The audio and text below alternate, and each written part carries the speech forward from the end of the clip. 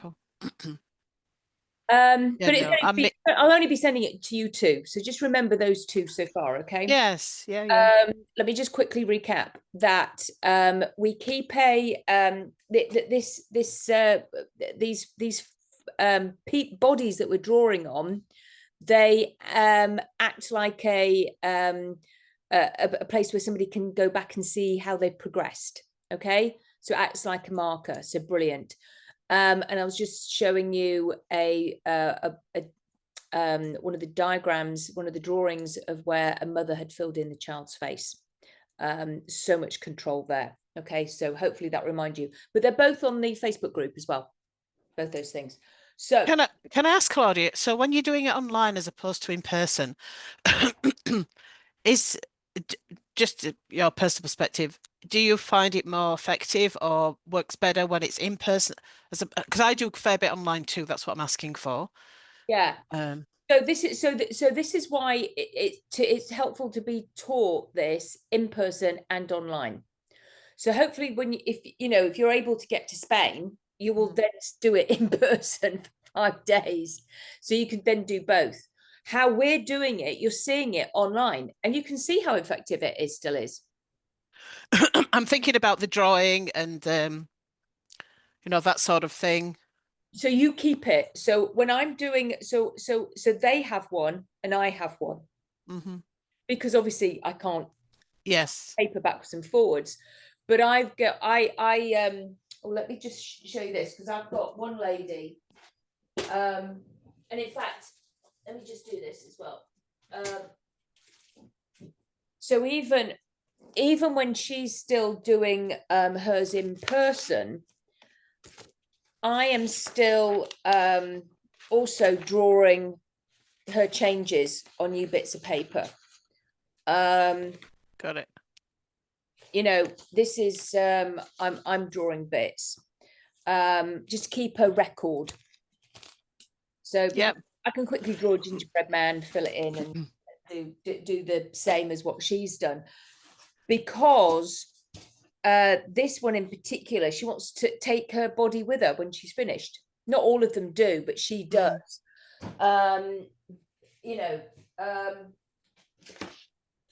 So that's this one.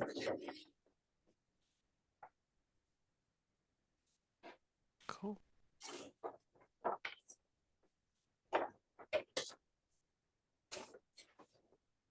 Isn't it awesome? Yes. So she actually wants to keep it. It's like, and that was what we did today, this heart stuff. And then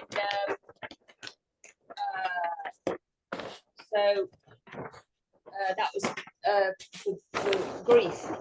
So I saw her for grief today.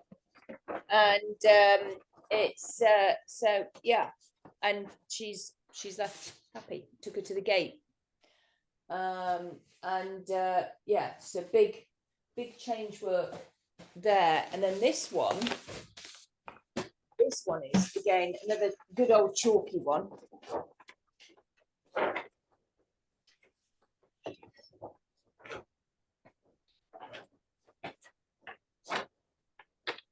And funny enough, she's glowing now. She's got that glow all around her. So again, these are all on the Facebook. I don't overly go into the story. I just wanted to show how different everybody is of all these of the drawings, because it's quite it's fascinating.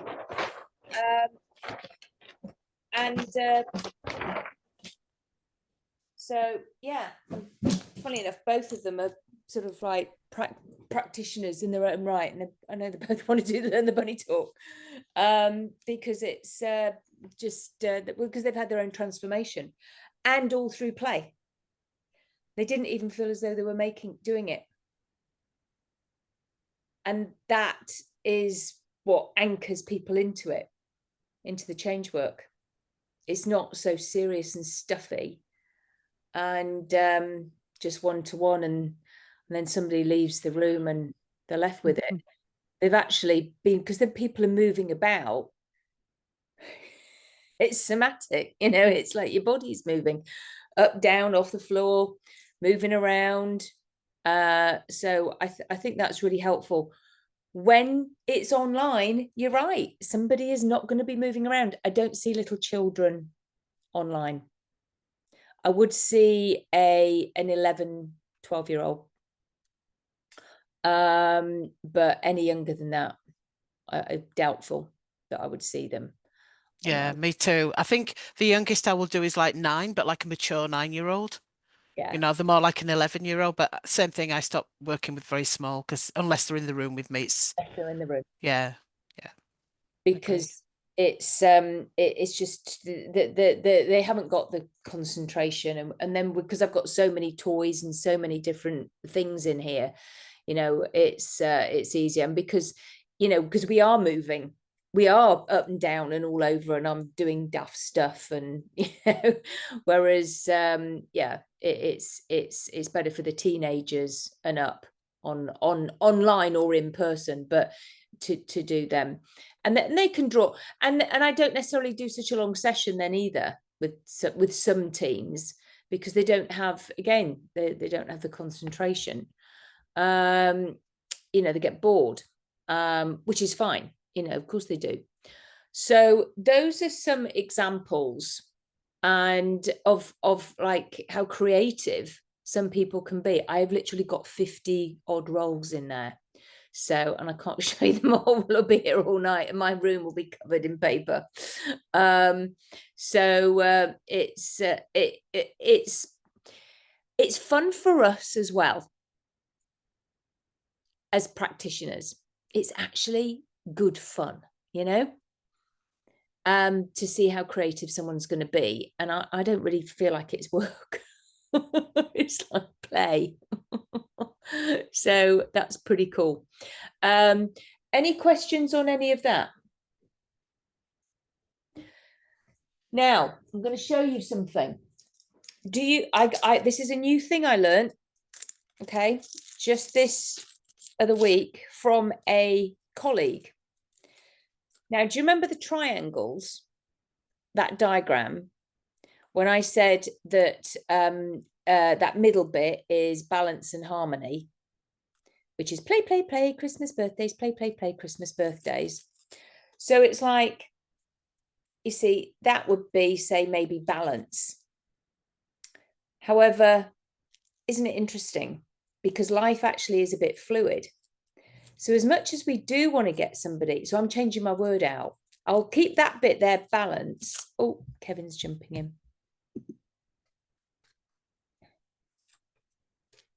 I'm going to keep that word. Hello, Kevin. I'm literally just explaining this.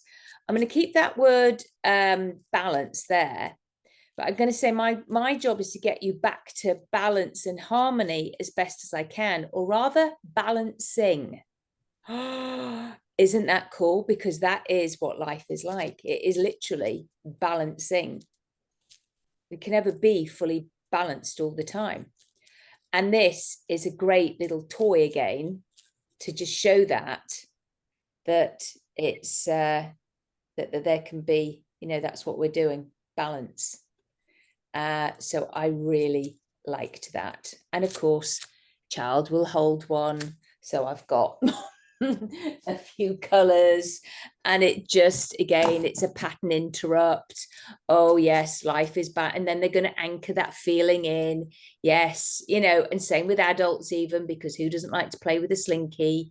And you know, it's like, oh, I get that. Yeah, life isn't balance. It's actually, we're always balancing.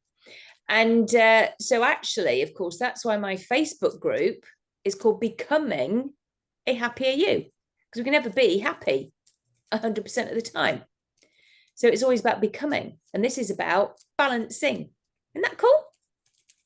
Any questions on that? Oh, it's rather clever, isn't it? Balancing. So it's just another wonderful visual for us to help people realize that they can accept themselves, and it's about balancing. Okay, go, because acceptance is so massive. Yeah, Azul. So I just wanted to ask if I can turn my camera off because I have to do something, but I still have my earphones on so I can listen.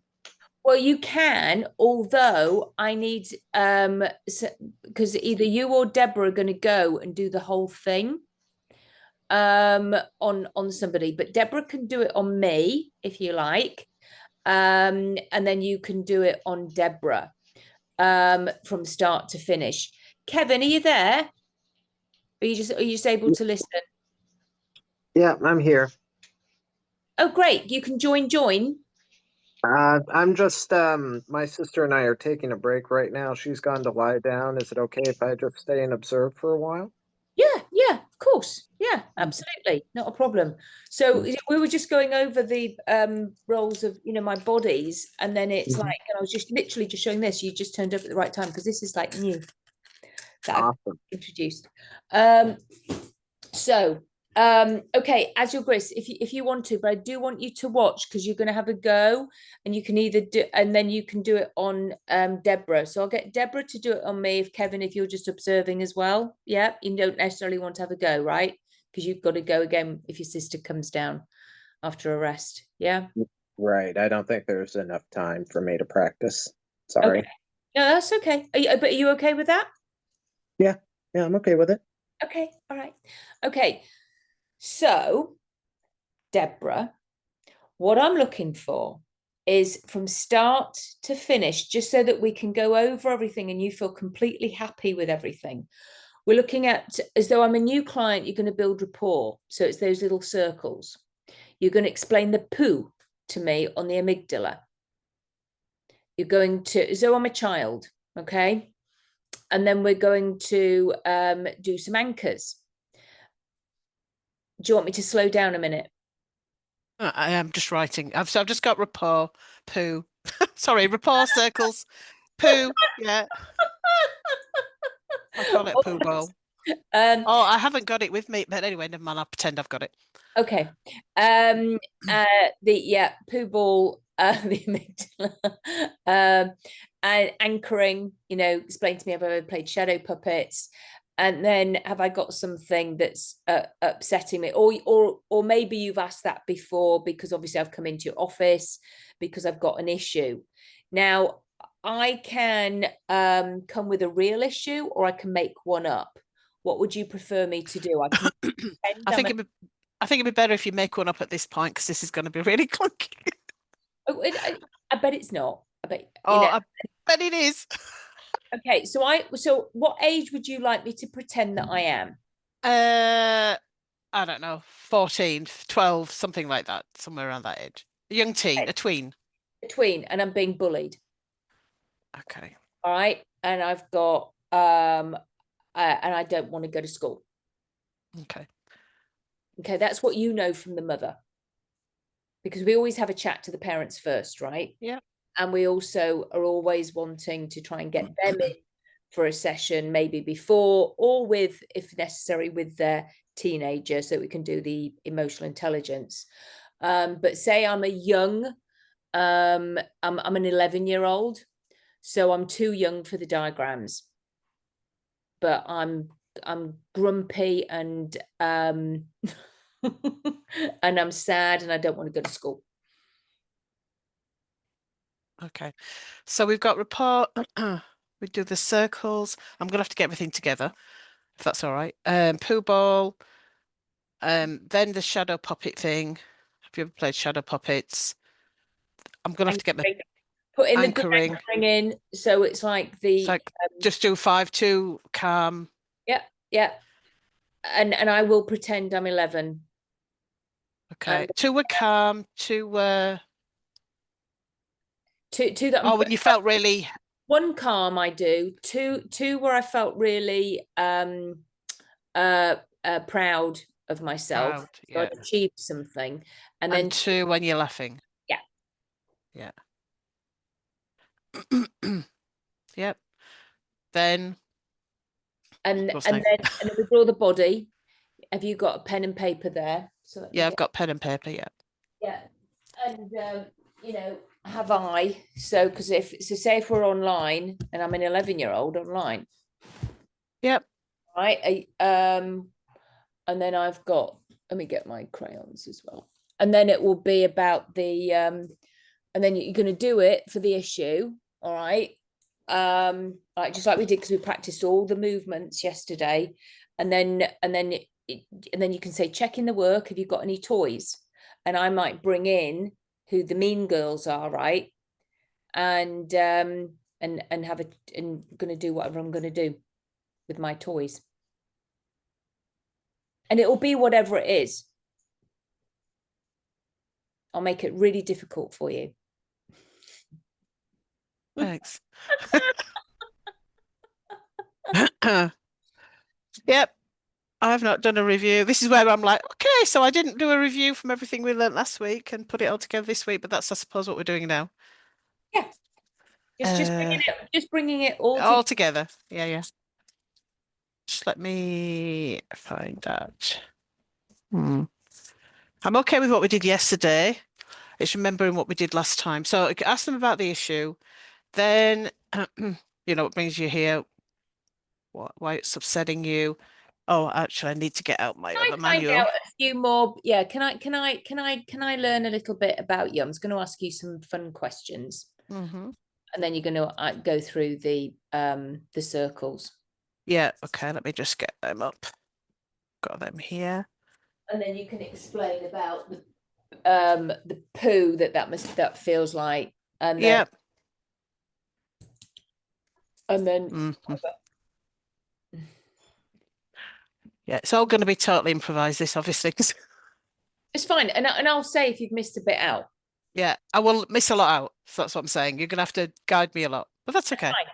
And Kevin, you can always chip in if I'm not. Have you got a root? Have you got your flask there? Yeah, I've got my flask. Actually, do have a ruler, but I don't think I've got it. I've left everything at the office because I was using it the week. Good. It's okay. Yeah, you don't want to not have it at the office. Yes. And then as you'll just, because you're going to then do this on Deborah, okay? So take note of what's happening, okay? Okay. And bear in mind, I'm not going to have all the wordage right, but that's fine. Just move this out of the way. Cool. I'm getting into. You're getting into your character mode. Sorry. Let me get rid of this other stuff on my screen.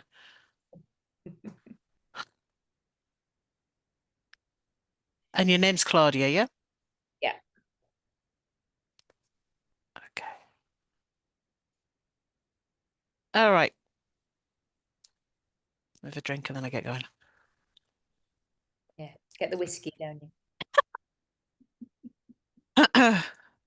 Learning juice. Yeah. The what? Worrying you? Learning. Learning juice. No, learning. Learning juice. No, I don't drink. Okay, so hi Claudia. Hello. Hi, nice to meet you.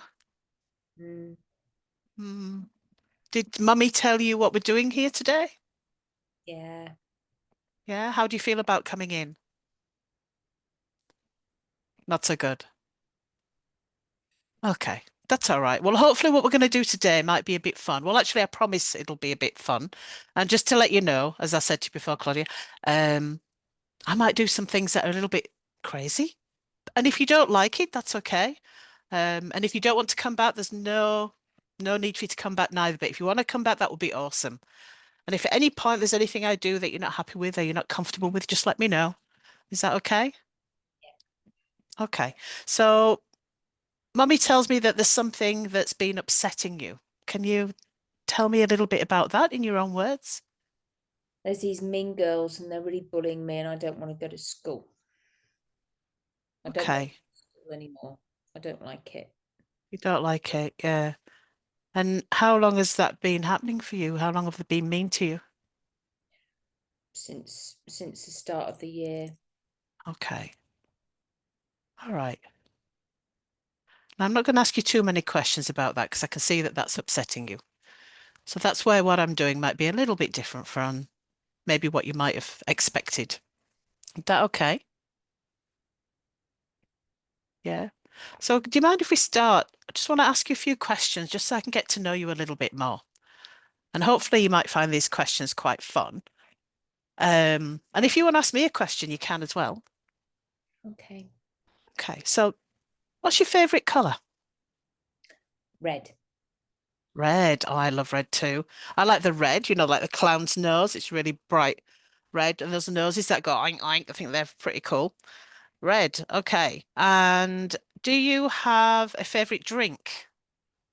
Yeah, lemonade. Lemonade. Awesome.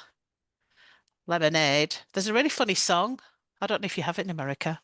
It goes lemonade, lemonade, lemon. Anyway. So, what if you could have a magic power, what would that be? I would want to turn people into ashes. Into ashes. Nothing's positive to say about it. Me too. I love burning people. Anyway. And do you have a favorite place where you really feel happy? The woods. And what is it about the woods that you really like? Sorry, my mind's just gone somewhere else. What is it you really love about the woods? There's some stones there. Stones. Yeah, there's some stones there, and I like to sit on them. Oh, so they're quite big stones, they're not little stones. Oh, they're great big, yeah, they're big rocks, and Big rocks. Okay. it's like a cave in the woods. Ah, like a cave. I love the woods too. It's nice and calm and quiet there. And sometimes you can hear all the animals. Yeah. And speaking of animals, what's your favorite animal? Do you have one? Crows.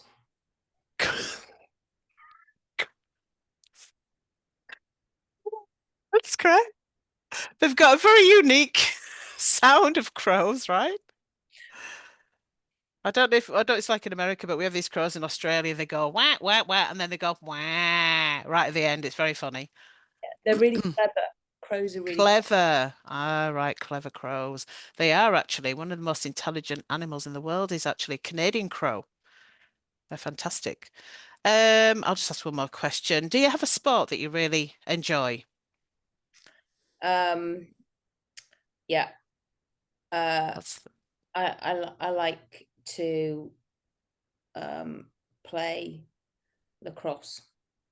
lacrosse. Very sophisticated.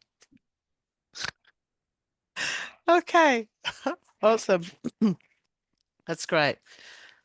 So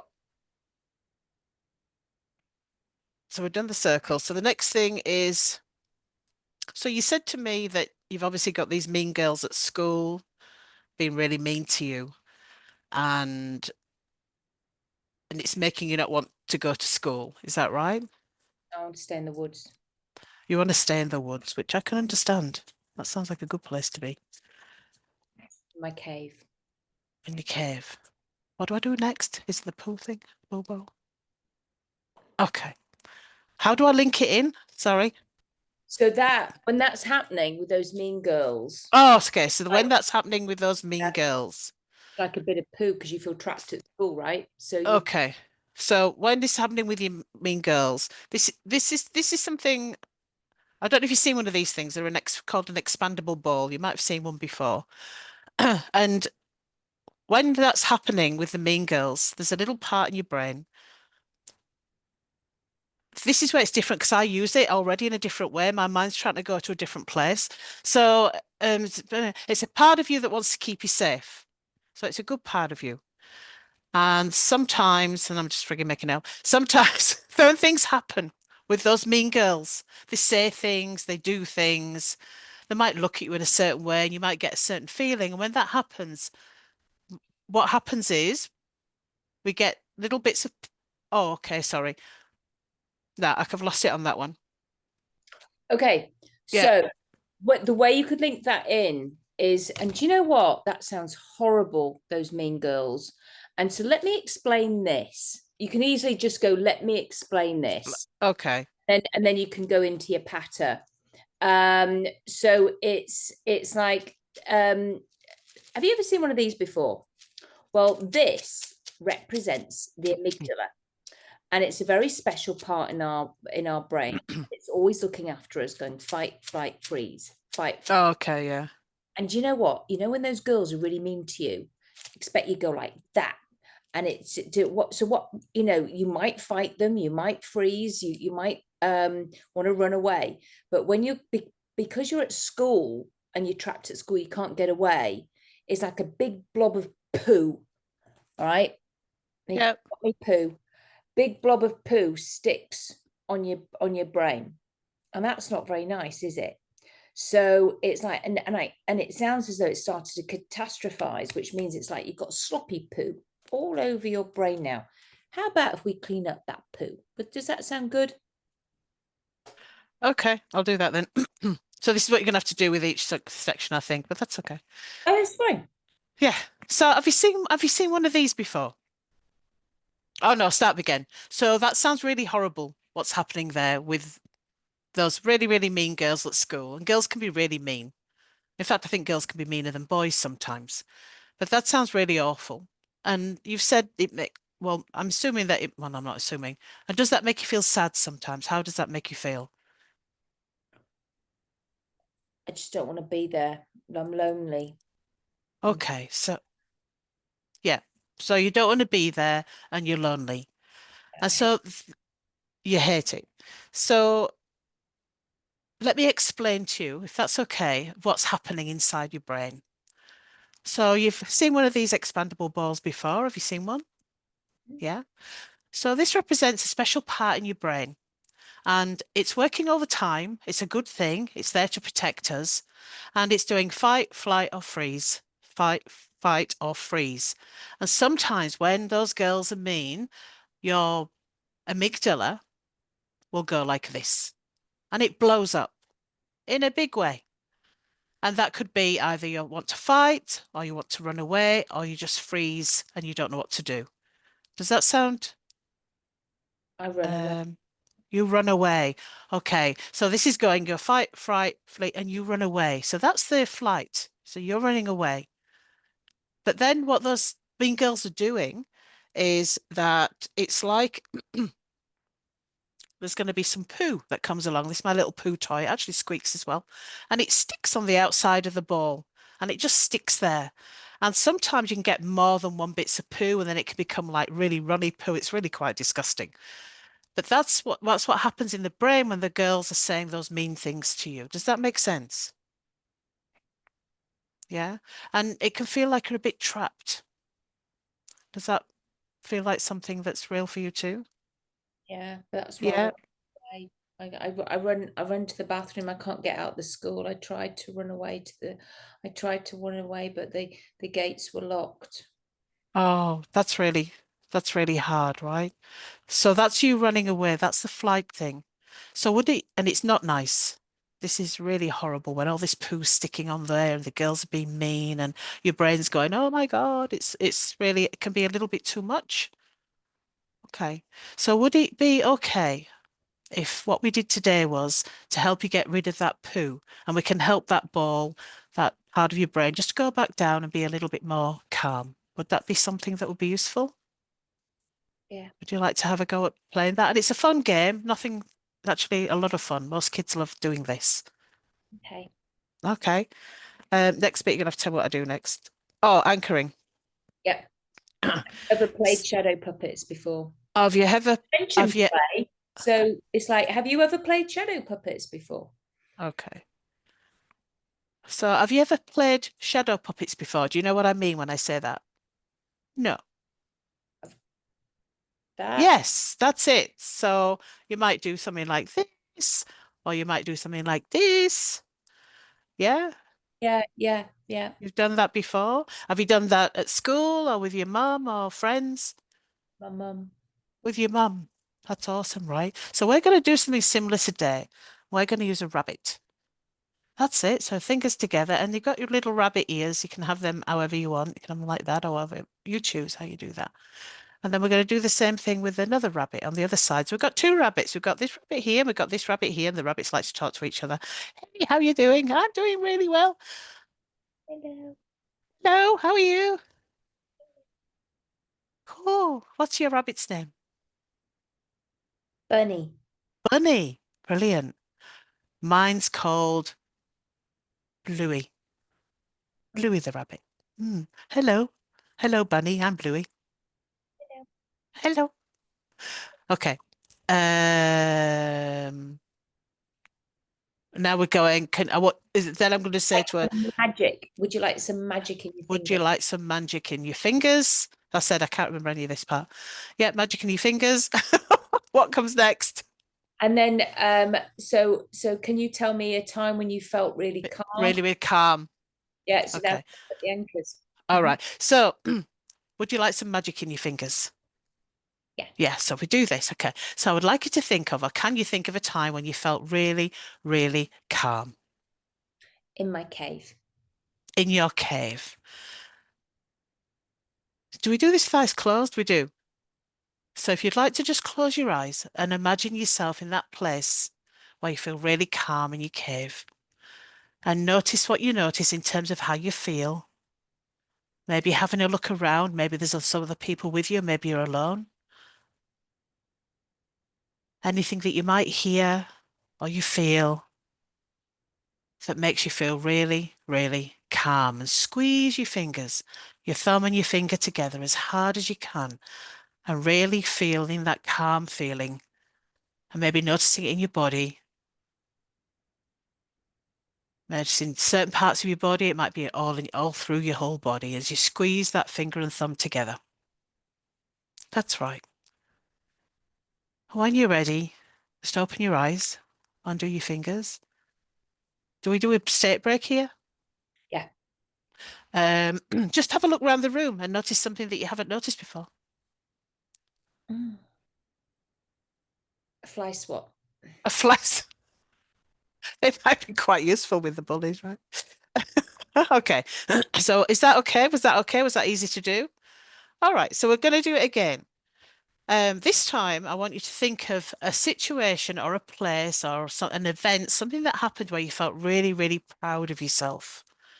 Really proud. And maybe you might not said it outside to somebody, but inside you felt really, really proud of yourself. Can you think of something like that? Okay, so if you just put our fingers together, get your little bunny out again, close your eyes, and just remember that place where you felt really, really proud of yourself. You'd done something really great. You were very proud of what you'd done, proud of what you achieved, and really feel what that feels like wherever you feel that in your body now. And notice, I don't know if it was an event, if the people around you, but really feel that sense of being so proud of yourself. Well, you did something really, really awesome. That's right. Once you've done that, if you just open your eyes, open your fingers again. So I say, open your eyes, clear the image, and relax your fingers. Clear the image. And relax fingers. Okay. So, yeah, go back there. So, open your eyes, clear the image, and Relax your finger and thumb. relax your fingers and thumbs. Cool. What's your favorite ice cream? Mint chocolate chip. Oh, mine too, as it happens. For real. Okay. We've only done one. No, we've done two. So we'll do the same thing again. If you get your little bunny out, get your two bunnies out, squeezing that finger and thumb together. And this time I want you to recall and remember a time when you've found something so funny that you were almost laughing from your belly, almost falling off a chair, killing yourself laughing. It was like the funniest thing you've ever seen.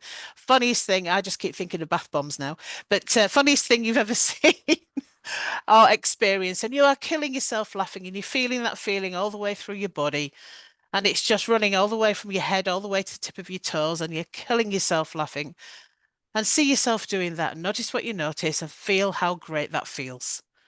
That's right. And it might even bring a smile on your face. You might even chuckle with your shoulders, but that's fine. That's brilliant. And when you've done that, if you open your eyes and just clear that image and just let go and release your fingers and your thumb. And tell me what it is that you like about your friends. I don't have any. That's a great question, Debbie. So tell me,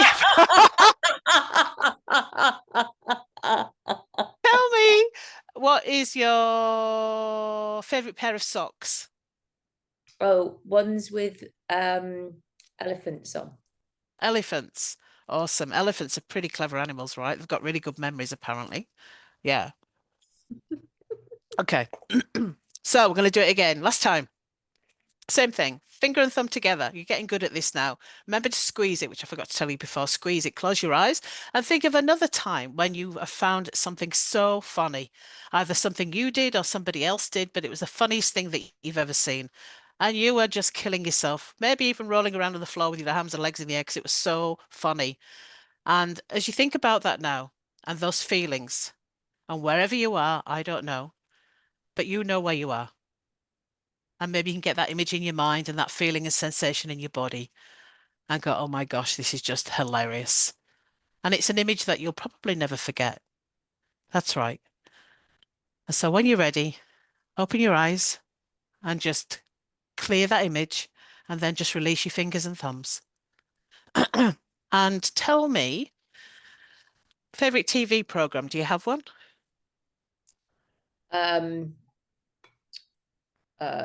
The Wombles. The Womp. Oh, I'm snorting now. I don't think many people in America would even know what the Wombles are, would they? Underground, overground, wombling free. Yeah, my favorite program. They were ahead of the time, right? Cool. All right. So, what am I doing next? Oh, we're going to do draw the body. So, do you have pen and paper? Yep. Do you have a piece of paper and some pens? Yeah. Awesome.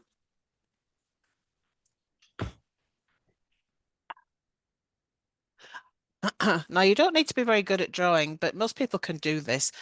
Do you know what, when I say gingerbread man or gingerbread person, do you know what I mean? Yeah. Are you able to draw the outline of a gingerbread person on your piece of paper? And I'll do one too. And then when you've done it, oh, awesome. You're doing a lot better than I am there. Great. Actually, put it up to the camera a bit more. Can't see it. Oh, brilliant. Okay. Now I'm saying what? When that thing, no, I don't know what I'm doing next. Okay, no, it's fine. So you know that feeling that you have, or when Mhm. you're talking about the bullying, those girls, where do you feel that in your body? Okay, so it's like submodality thing. Yeah. Okay. So when that's happening to you, when the girls are being mean and they're bullying you, what I'd like you to do, if you can, is take some of your pens and just draw where you feel that on your body, that feeling of when they're bullying you. And using the colors that represent that feeling. Okay, using the colors that represent that feeling. And take as much time as you need.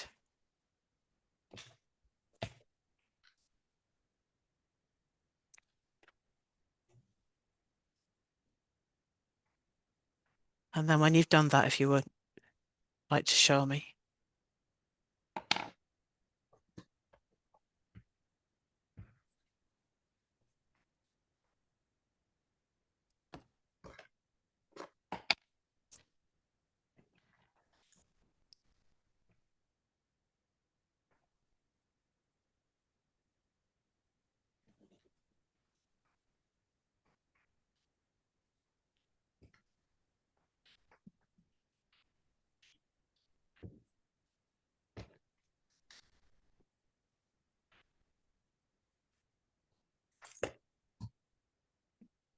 And you just hold it a little bit closer to the camera. So is that a blue blob in the middle? Gray. Gray blob, and then everything else is like brown. Gray and red. Oh yeah, can't see it on the camera properly. Yeah, okay, gray and red. Okay, so what do I say next, Claudia? Everything's brown. So you represent that on yours. That's why it's important for Yep, have yep. colors as well. I've got So- them here. So everything else is sort of brown, and So just- then Yeah, so and then it's like, just tell me more about that grey in the tummy. okay, What does that represent? What's that like? What's that feeling? And you can't okay, get this, just do your stuff, do your thing. Is it heavy? Is it yeah, sound? Is it and then you're going to get all of these, and then when you've done the stomach, where are you on your scale with that? Because okay, I've got different emotions here, yeah, and I just put them all out straight away. I didn't do one at a time. So it's like, as I said, it's like the submodalities, and then you're going to scale each one. So you're going to go for each color, each area, and then on a scale of 1 to 12, how each one of those feels for you right now. Yeah, okay. So maybe, and what have you got on the face? Did you say it's red? So it's in the head. Yeah, So that grey in your stomach. yeah. Tell me more. Tell me more about that. Yeah, More that about grain is what's that okay. feeling? What's going All on? right.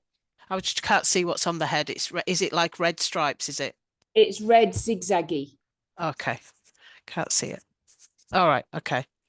Great. So I can see there you've got like a little grey blob. Is that around your tummy? Is that where that is?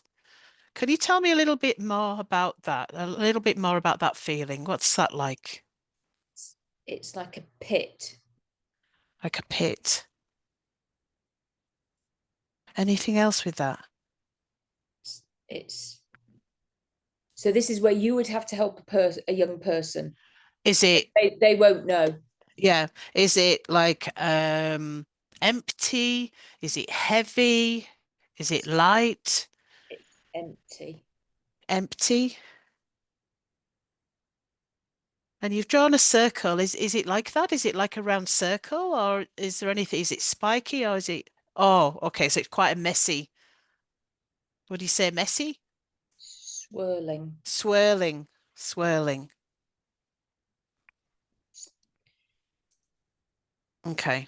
I know they'll probably pull more out, but we'll just go with that so we can keep going. Is that all right? Are there any feelings with that? Okay. So are there any feelings with that? It's lonely.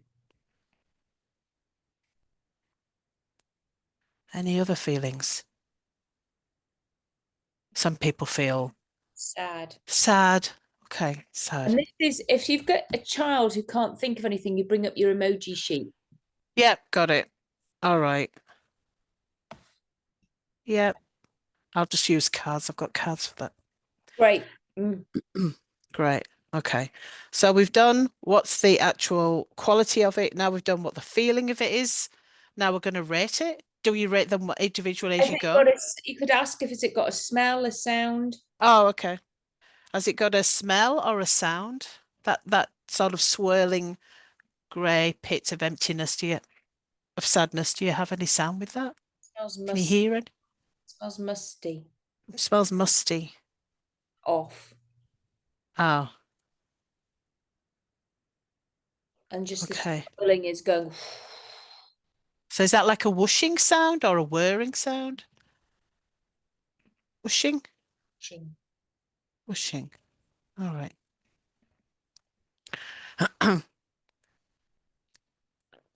Now I'm going to ask you, this is my ruler.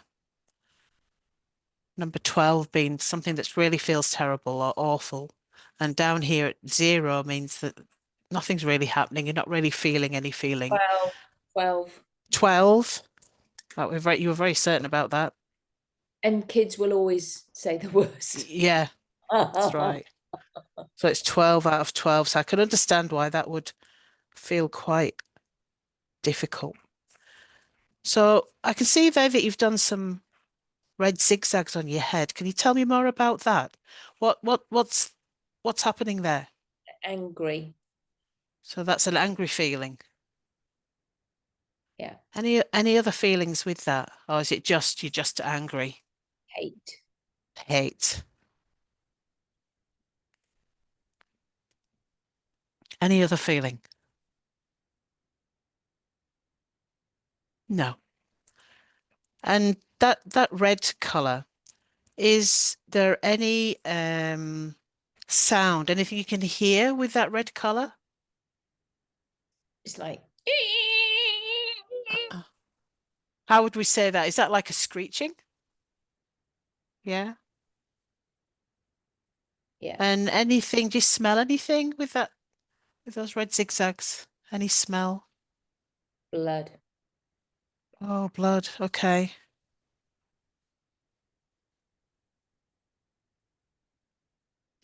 And when you've got that angry feeling,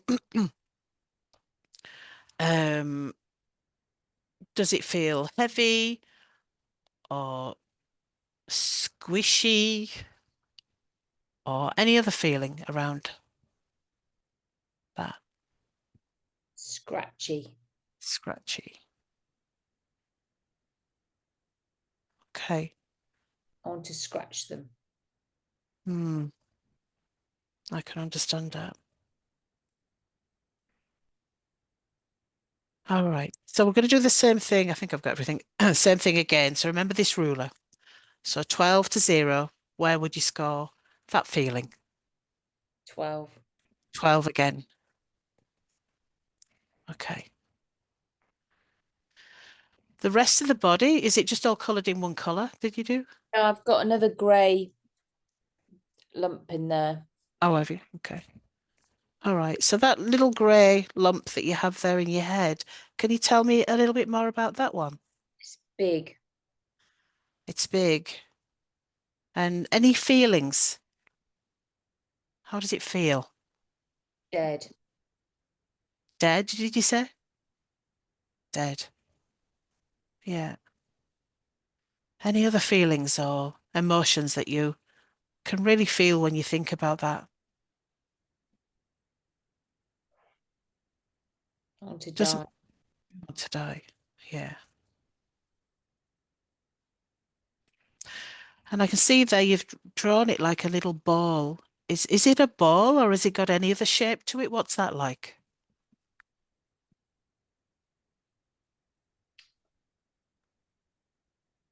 It's like a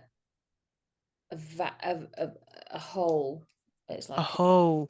it's like a bottomless hole. Okay. Like a a, a well. A well. And Okay. you just go down and down and down, and it's just nothing. Okay. And with that well, that down and down and the nothing, is there anything else that you can feel? Does it have any sound with it? It's dead. So does that mean there's no sound? What's that like for you? It's lost. It's lost. And is there any smell? No No. smell. Okay.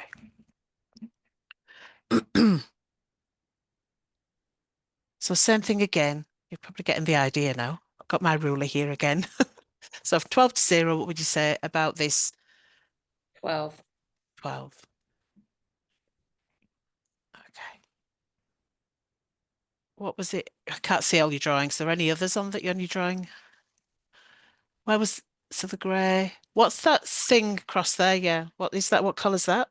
That's all brown. The rest of my body's brown. Okay, and you've got this thing going across. Okay. Sorry, just catching up. So you've got this zigzag, well, lines going across your body. Can you tell me more about that? What's that like? What's that about? That's just me colouring in my whole body, and it's just a it's just a I'm in the dirt. Mm, I'm nothing. I'm like I've been trodden on. okay. And any other feelings around that? Again, I'm is it sad or angry or down?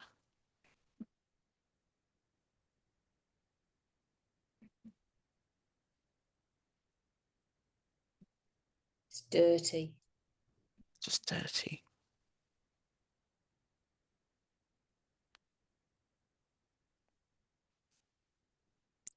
And with that, is there any shape associated, any shape with this, or is it just through your whole body? It's just like got dirt all on me. Ah, dirt on you. Okay. And can you hear anything with that too when you think about that? No. No. And is there any smell? Old. Old? Cold. Cold. Okay.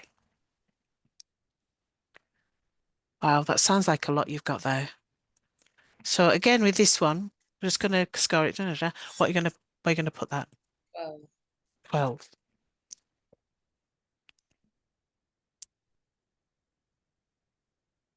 Is there anything else that we haven't talked about or that I've missed from what you've drawn here? Would you say that that's pretty much how it feels for you? Okay. What do I do next? Which is the worst one. If you've Oh, got okay. somebody's done this and they've done it all in one go, Yeah. which is the worst one? You deal with the worst Okay. first, because Okay. more than likely the rest The others will. Yeah. Yeah. So out of everything that you've written there, we've done there and you've drawn. It can sometimes work its way down to the other areas as well. Sometimes it can start a chain reaction. That's right. Yeah. Get it. So looking at everything that you've done there, what you've drawn. By the way, would you get them to write the words on their drawing too? Obviously, yes. I get them. Yeah, I Yes. get my clients to draw on their stuff, everything that. Yeah. Because Right. because I know it sounds awful, but I want them to associate into it. Yes. No, absolutely. Well, you can't change it unless they're in the state, right? Yeah, that's right. So Okay.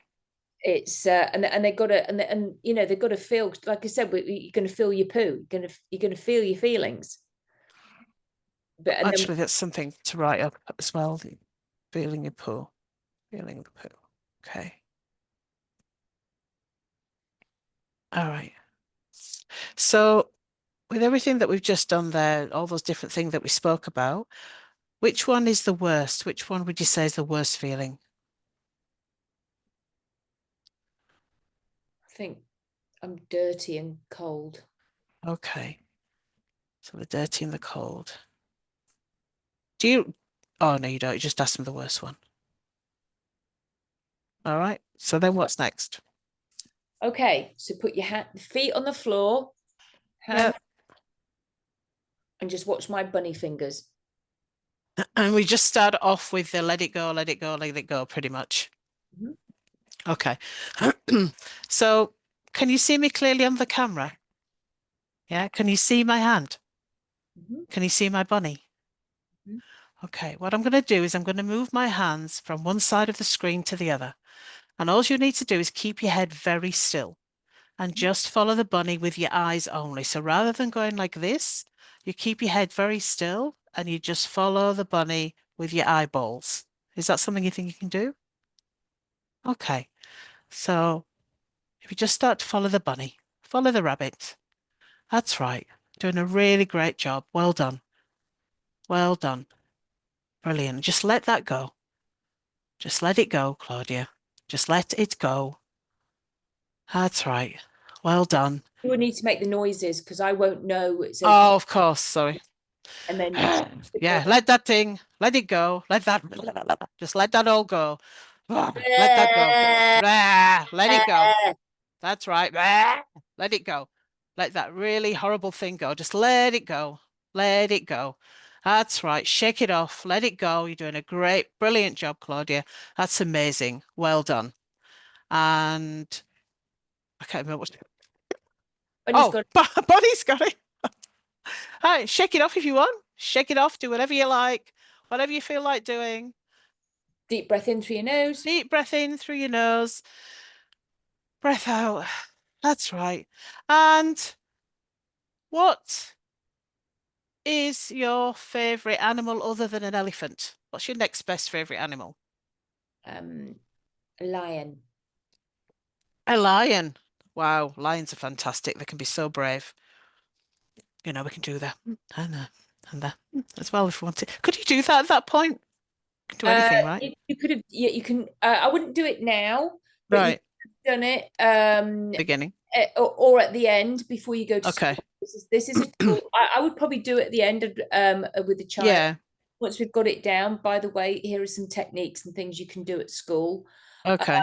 before you go to school to empower yourself. And in the hypnosis, you're going to give me the force field, because that's Yes. the thing.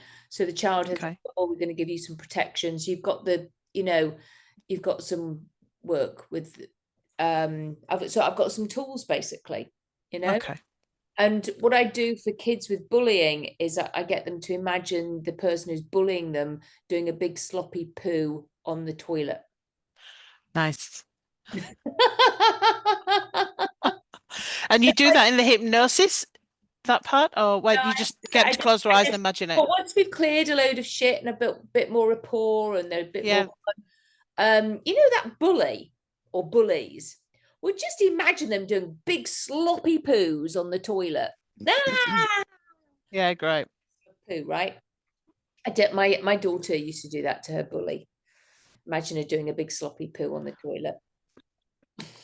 Okay, so we've got to, so now do we rate it where it was, where it is now? Yeah. Yep. So again, with my ruler, 12-0. When you, so we're thinking about just the overall situation. It's not a specific feeling or. Well, yeah, no, because I was We're going after that for that the worst one. brown one. Yeah. Yeah. Yeah. Yeah. Dirty. That feeling of being dirty. Yeah. That feeling of being dirty. So it's like, 8. An 8. That's really good. And I'm telling you right now, you'll have kids 12 out of 12 and they go down to 1 straight. Yes. Yeah. Because they love to be the worst and they love to be the best. Be the best. Got it. But for teaching purposes, you're not doing that yet. I want you to do the process. Okay. And so I'm doing. Anyway. You would anyway, even if somebody's gone down to 0, I always do the eye movements that way. Yes. Take the wisdom, the knowledge, and the understanding, so that they've had that. Yeah. And then I ask for the just notice what positive feeling comes in. Okay.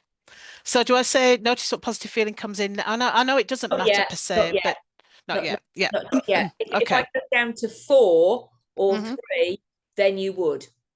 Okay, got it. If I'm at 5, 4. Oh, you're still at 8. Sorry, forgot. I was thinking you were down to 1, but you're not. You're at 8. Okay, great. All right, we're just going to follow the bunny again. So this time I might make some different patterns as well, but all you do, keep your head still and just follow the fingers. Is that okay? Okay, so as you think about that feeling in that situation, Claudia, but just allow your wonderful unconscious mind to take in words, do the figure of 8. Figure of 8, to take in all the wisdom, all the knowledge, all the understanding. That's right. So that you can process it in a way that's just right for you. Process it in a way that's safe, makes sense to you. Put it in the brain, in a part of your mind, so that it never bothers you again. And let it go. Just let it go. And let it go. Bunny, no, Bunny's giving it to you. Oh, Bunny's got it. But he's got it? Oh, the giving's only when they give you the. Yeah, only when you're anchoring a positive word. So you were right. Bunny's got it. Bunny's got it. Okay, so deep breath in. Deep breath in, deep breath out. And what's your favorite flower? Oh, I've got lots. I'll go with a rose for now, though. A rose. Lovely. Does your rose have any lemony? No. Red, rose have a smell. What? Sorry. A red rose. Right. Brilliant. And now we're doing the rating again. Yeah, how you feel. You could ask how your body's feeling. It's as long as we've Okay. got change. You will get some people who will come in with, now I feel scared. All right. And you're like, Yeah. and then you're going, okay. So you just go after the next one. So in Yeah. EMDR terms, it's like the nodes. So each time a different node comes up, you're just going after that one. Okay. Sorry, I'm just, when I learn, I've got to transpose it over what I already I know. And understand then, that. Yeah. So you can, but for training purposes, when you become a trainer, it will be like, try and keep to this one as yeah, much as yeah, of you can. course. Yeah. No, Um, this is just how I'm learning it. That's all. Otherwise, I could potentially get in trouble for adding in like EMDR. Oh, absolutely. You Well, know, it's not that. We're not saying it's that, but I'm just linking it to what I know. Helps yeah. me work out what I would ask And next, if that and then makes I do with I use my intuition for my client. This is where it's Mm. like, oh, now they've gone there, but you'll find that they'll go, now I've got a scary feeling, and it's this here. So they change something on here. Right. They could. All right, this has happened to me, and it's like, but this one's gone right down to 0. But now I've got this. So I go, did you get a positive with that other feeling? Yes, but now I'm scared.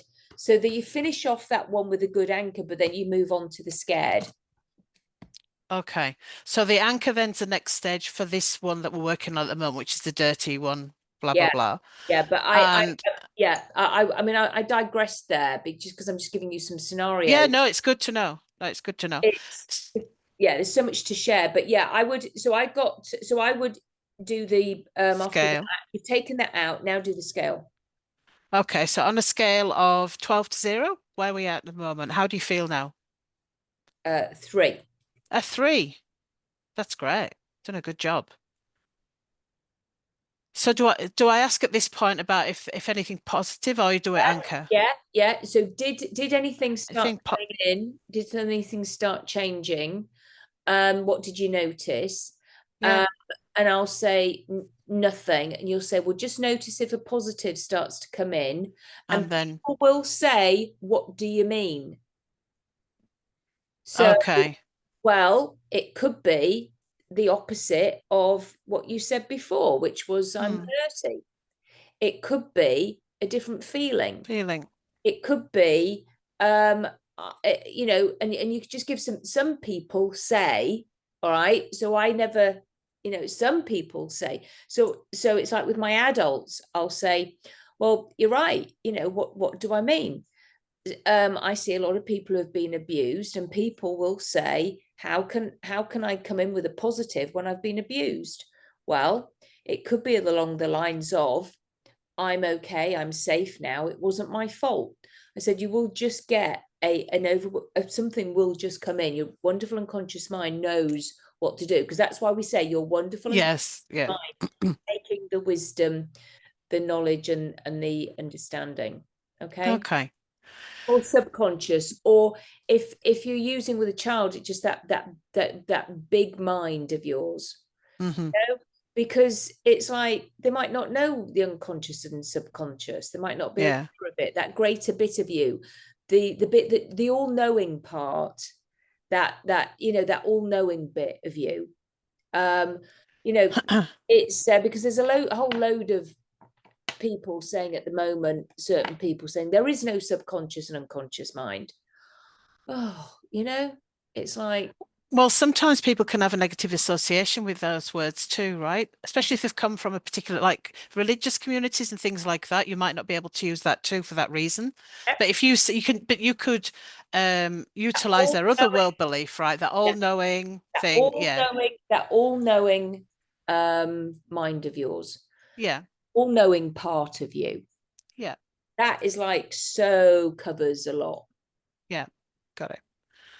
All right. So so we're down to three out of 12. So did you notice anything change? Any different feeling? Anything new that you noticed? Anything good, Yeah, positive? I don't feel as dirty. I'm So you like, don't I feel like I've had a bath. like you've had a bath. I've That's wonderful. been in the waterfall in the woods. Ah. And how does that feel? Fresh. Great. Still cold though. Okay. Um, And just do it again. okay. So if you Do just it want to follow again, and because you want to see if that 3 can come right down. down, and we're doing the wonderful unconscious mind thing. We're not doing letting go. And I'm not doing the feeding this back to them. I'm No, not giving this to them yet. no, because I might come in with another word. Oh, of course. Yeah. Okay. So if you want to follow the bunny again, you ready? Okay. That's right. You're doing a great job. This is wonderful what you're doing, Claudia. You should really be pleased with yourself. So as you allow that big mind of yours to take in all the wisdom, all the knowledge, all the knowledge, all the understanding, so that you can process it in a way that makes sense for you. That's right.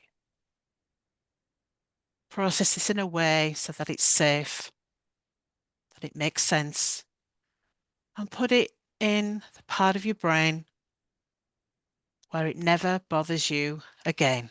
Just let it go. That's right. Let it go. That's right. And body's got it.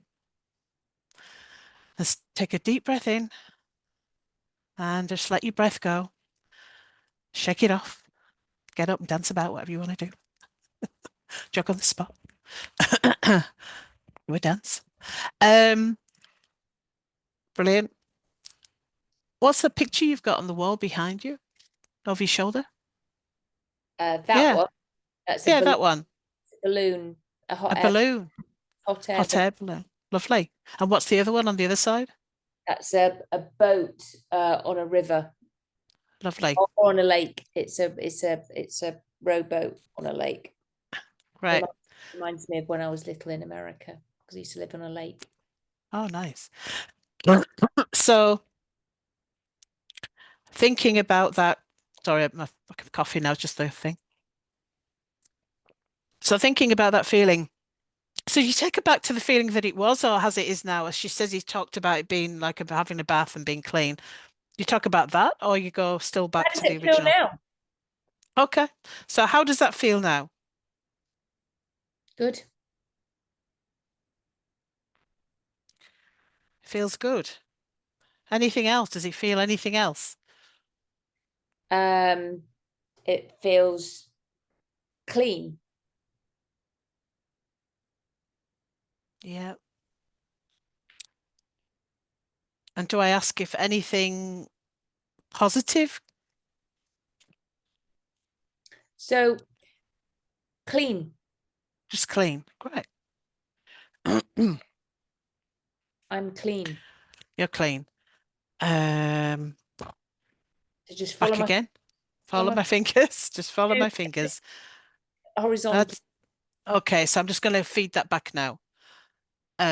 So I'm clean. I'm clean. Thank you. I'm clean.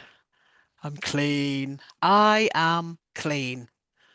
I am clean. That's right. I am clean. Great job, Claudia. Well done. Amazing. I am clean. I am clean. I am clean. Bonnie gives it to you. No, Bunny gives you I'm clean. Girlie gives you I'm clean. Sorry.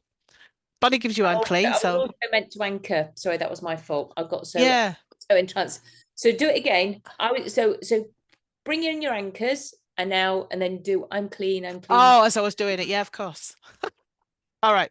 So if you bring up your little bunnies, squeeze those little bunnies together. Might have a little chat. And That's all okay. If you forget, Just do it say, after. now I'm going to do it again. Yeah. Bring in your bunnies. Bring in your bunnies. The client Do doesn't little know. bunnies. Yeah, Yeah. yeah. Yeah. Because like you say, there's no right or wrong per se. There's some structure, but you can play around within it. Yeah. Okay, so bring your bunnies in. That's right. Fantastic job. And as you're squeezing and those bunnies are having a little chat together, and you're going to say, I'm clean. I am clean. That's right, Claudia. Good job. Well done. I am clean. I am clean. I am clean. That's it. Brilliant job. You're doing a fantastic job, Claudia. Well done. And Bonnie gives Bunny gives you I am clean. Yeah? Is that it? Okay. Deep breath. And out. Fuzz your hair. Do that with your hair. And now I want you to look up. Look up above the horizon. Find something on the wall.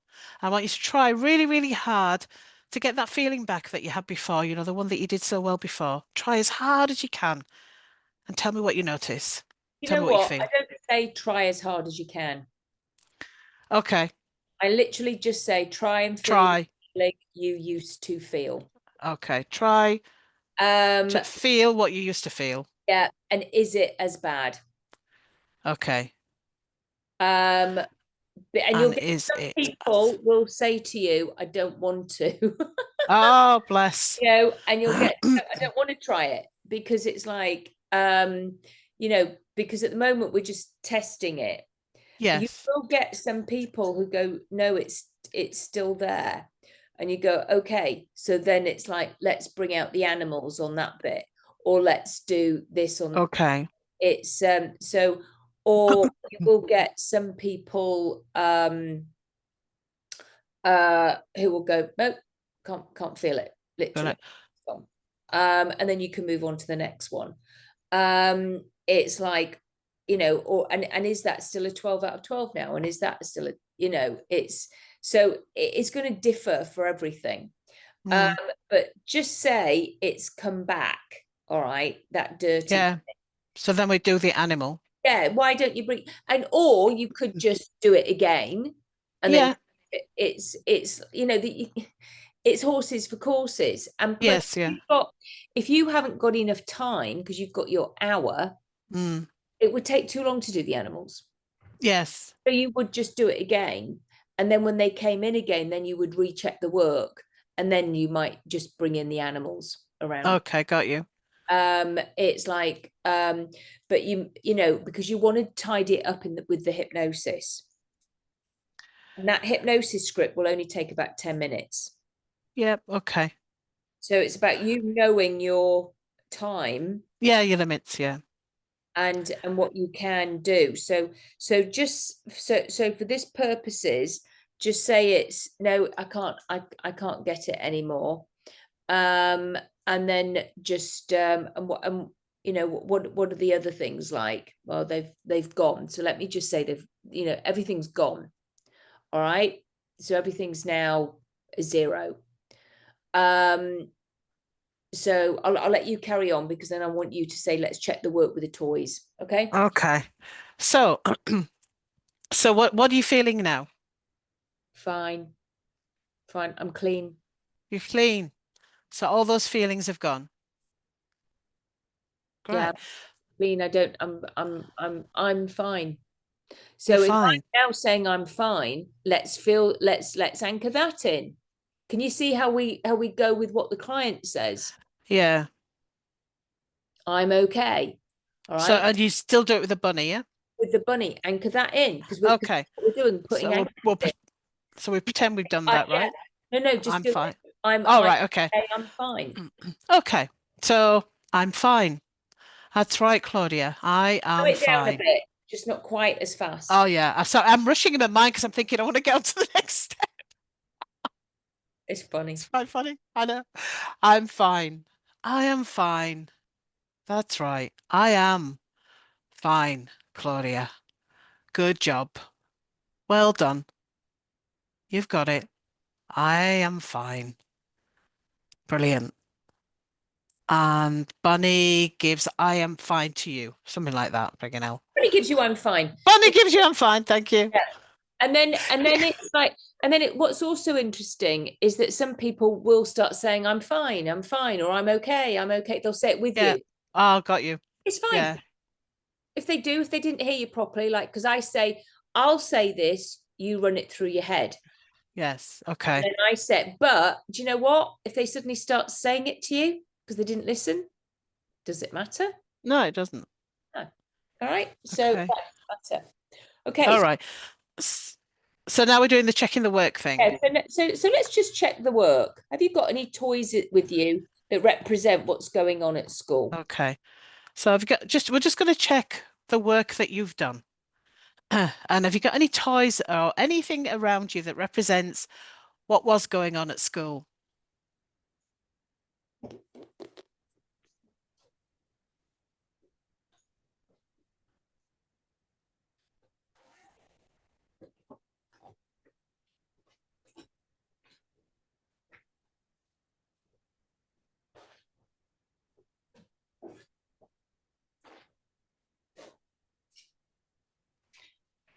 Well, these are the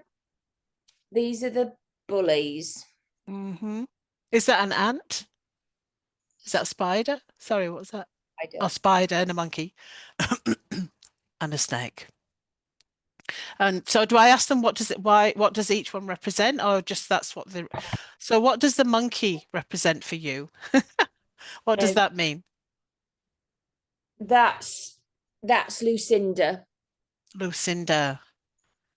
Okay. That's Harriet. Harriet the spider. That's Sam. Okay. Sam the snake. Harry, and they're mean to me. They're mean to you. Yeah, tell me what to do next. Do I just go straight back into the No. Just tell me a story, because you're tell checking. me? You're Okay, checking so the work. So you're letting the client do it. yep. So tell me a story about that. About So just the, tell the me. So basically, all right. So it's like, get. Have you got some toys that represent what's been going on for you at school? Because we're checking the work. All right. So now I'm getting the bullies, and have you got one for you? Because I've got to get me. Oh, right. Okay. So that's me. I have the rabbit. All right. Who Yeah. likes, and so it's like, so tell Tell me the story. tell me a story. And Okay. because what you're doing is you're looking to see if I get upset again by telling the Yes. story. Because if I get upset again, then that means there's still something there. Like the anger might come back, the pit in the stomach might come back. This is how we check the work. Okay. Okay. That makes sense now. So let me get. So if I tell the story, I'll have to bring it up. So I go to school, and then they're all waiting for me.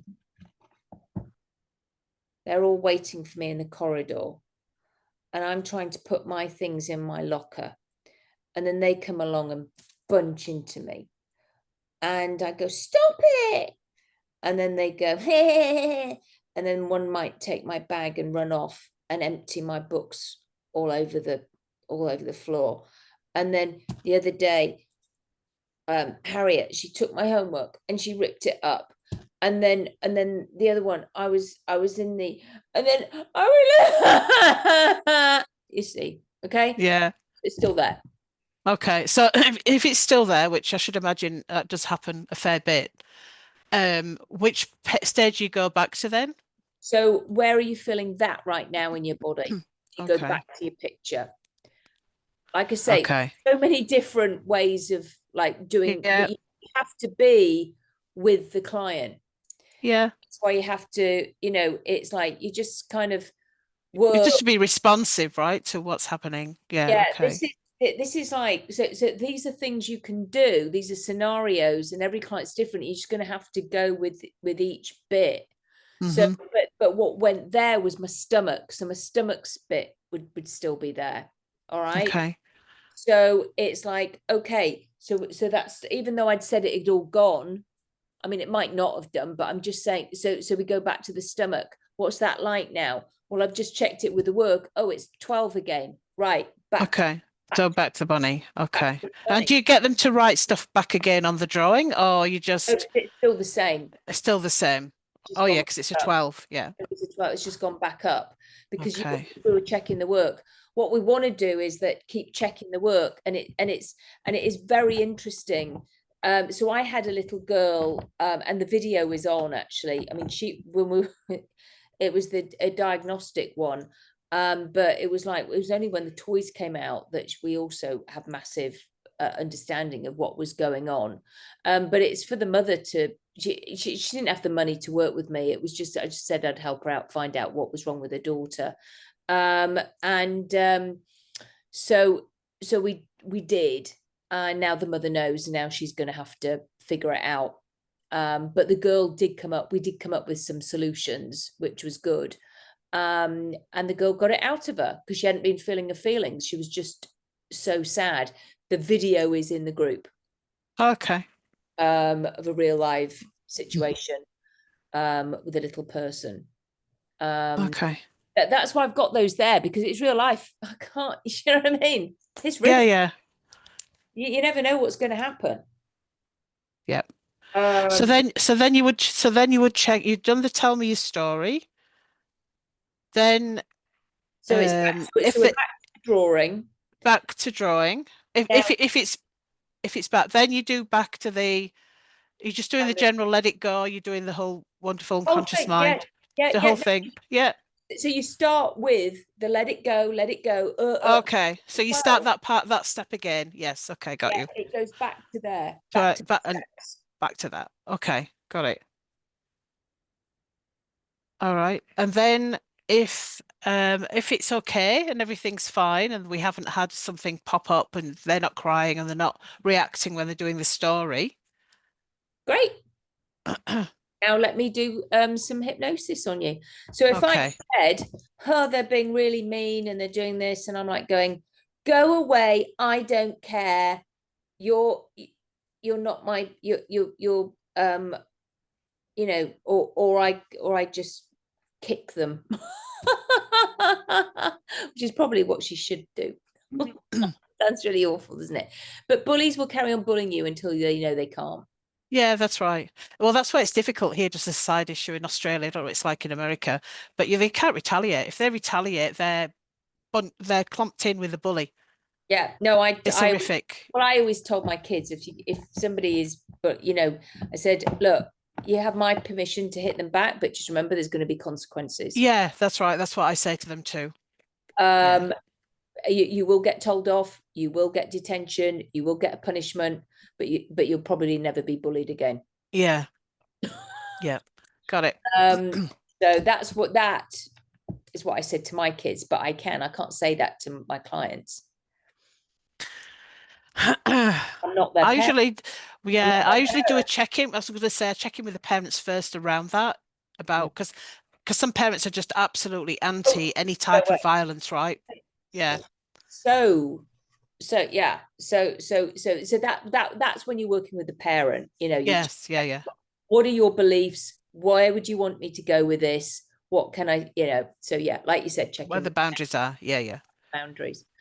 And but yeah, it is about learning those eye movements and just making it fluid. Yeah, and that's right. Being prepared for every scenario. Look, when you're in session, I know it's so much easier. Yes, it is, because you're just flowing. You're not play acting. You're in your role session. playing. Yeah, you're in your session. This is completely different. Because you can't. So it's like it's mid. You're in mid flow. If you suddenly forget something, you don't suddenly go, "Oh wait, stop." That's right. Well, I've got a perfect one. I've got a little girl, which is actually one of the reasons why I thought I'd come and learn this with you. She is 8 years old, but going on 26. Very smart, very clever, highly academic, and all the rest of it. And she started doing some strange behaviors. A lot of stuff I've worked on and we're fine. But she cannot tell me. There's this fear of the next door neighbor. As far as the parents know, she's never been alone with that person.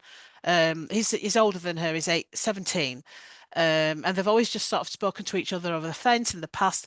Long story short, when she goes, this is at grandma's house. When she goes to grandma's house, she puts a blanket over her head and runs in the house, and she cannot tell me or won't tell me what that is. She just completely shuts down, changes subject. So that's one of the reasons why I thought I'd learn this. Is yeah, for her, because I thought this will be perfect. That's why I'm doing it. Is for that one client originally. Yes, diagnostic. Yeah, that's right. Yeah, to work out what it is for her. And where does she feel it, and what's that about? Where does she feel it? Yeah. And I mean, I don't know if you believe in past lives. Who knows? It could be from that, but there's something There is Oh, definitely. there definitely is something. Well, we've cleared everything else with school refusal. There was massive tantrums going on.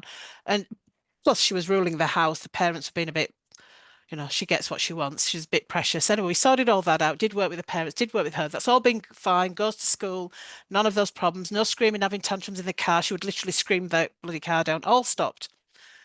There's just this one area, which is And where I think everything else came from, right? It all came and out the of that. boy might not have done anything. No, I don't think he has, but I don't know for think sure. It could be that she fancies him and she doesn't sure of her feelings. Yeah, possibly. Who knows, right? That she doesn't understand that. Yes. And it's like a peculiar feeling Sensation for her. Yeah. because it can start young. Yeah, for sure. Those Absolutely. crushes and stuff Yeah. like that. And all it takes is for somebody to say something like that's wrong, and then she feels bad. Mm. So now she's not allowed to feel that. Mm-hmm. That feeling of a crush. Because there's plenty of, so it's like you get little 8-year-olds who even now they'll go like, do you remember the day Duran Duran? It's like, has she got any older sisters? Has she got any older brothers? I'd get curious because it's like, so has she heard them? Have they got boyfriends and girlfriends, or is she the only child? She's the only child. Right, so she doesn't know that. But it's like, is he good looking? Has he got that kind of sex appeal that she would weirdly but she didn't understand it. Yeah. That she feels it, and that because it's a curious, and then it's shameful. Does she go to church? Do they say things like that?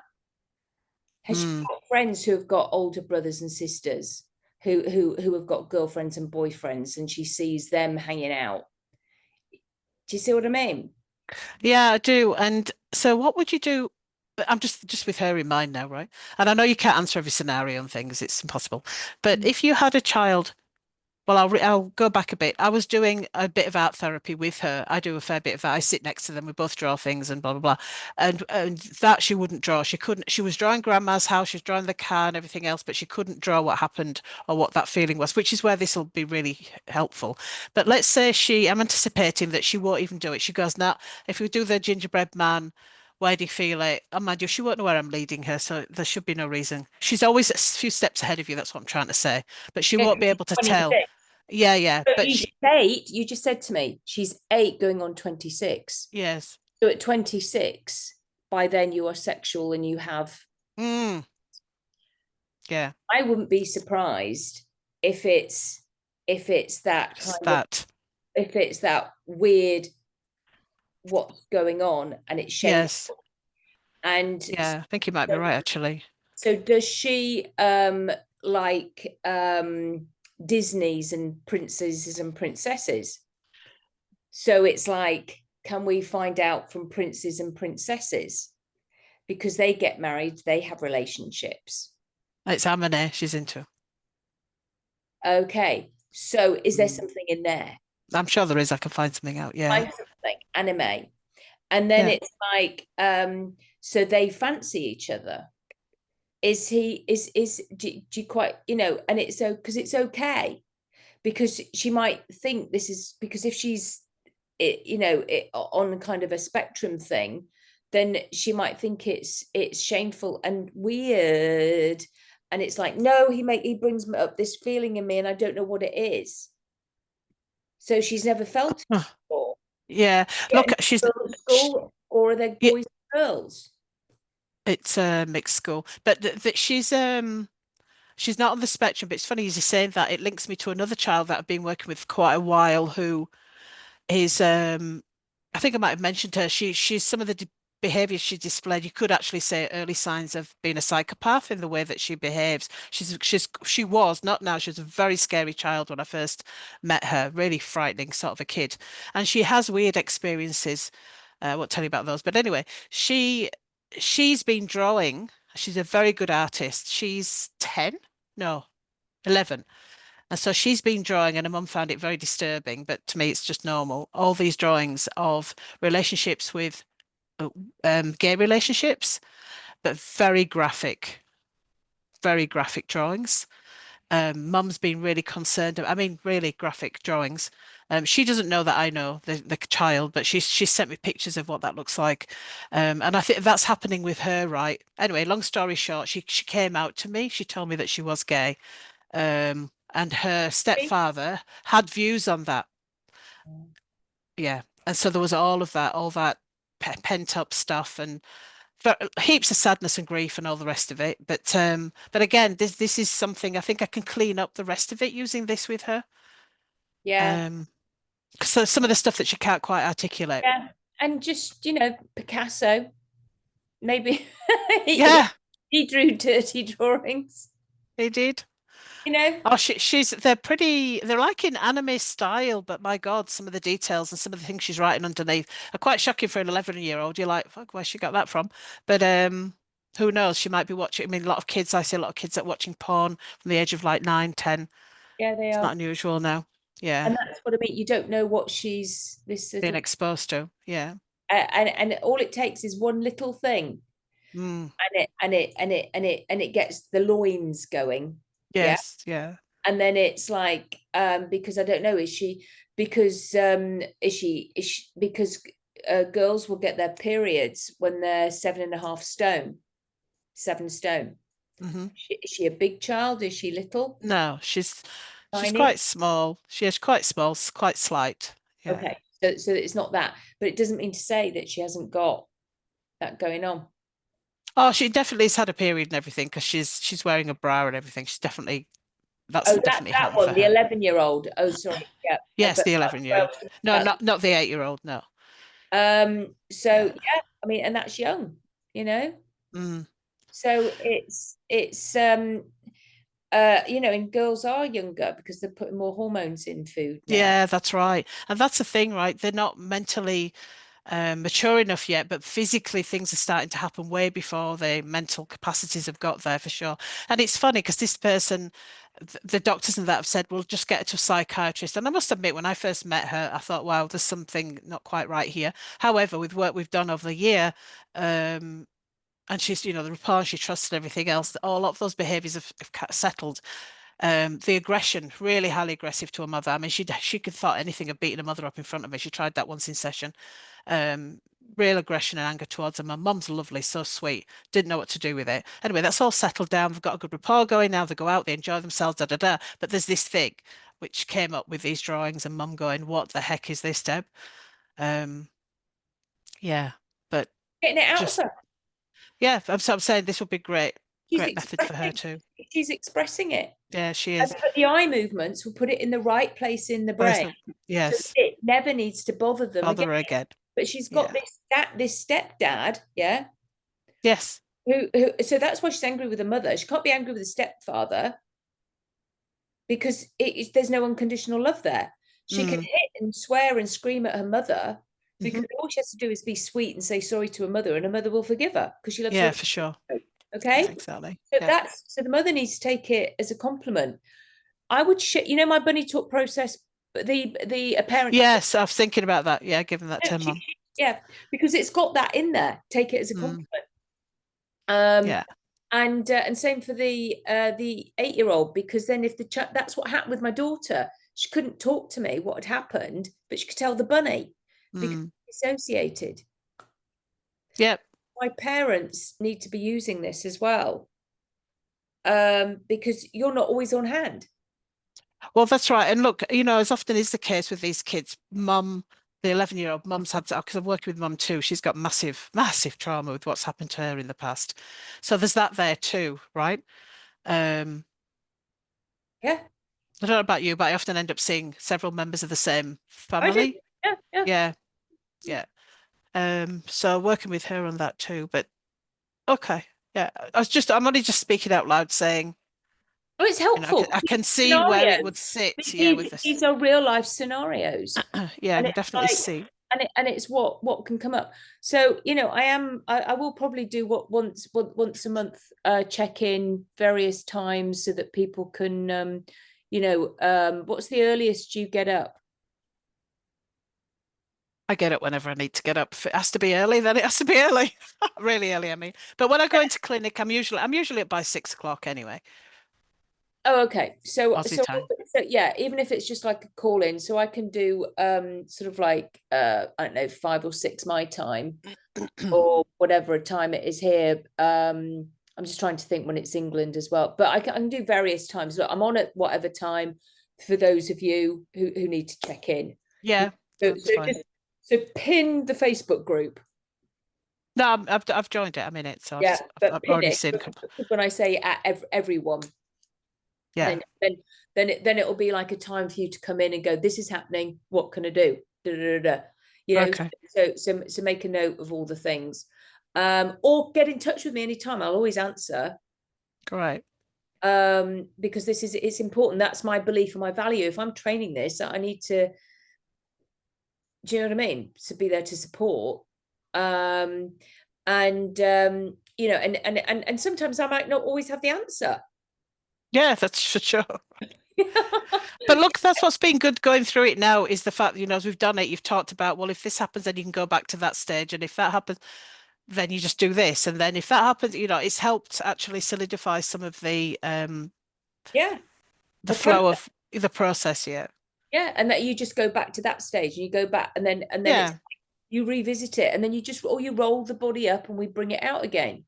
Like I said Yeah. to you, there's big so you might do some other work and then you bring it out and they go, oh, I don't feel that anymore. 2 weeks Mm, later, they've seen their body again, yeah. Yeah. like Got I it. did with that boy. It's like so it's quite interesting, of how all that works. Right, it's 8 o'clock. Let's have a break, because I need the toilet, and need to nip to the loo. And as it will be you up next, okay? And you're going to go through the process.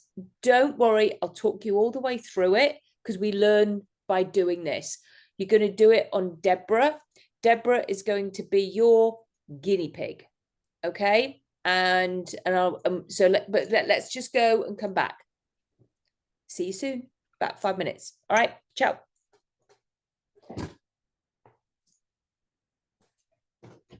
Oh.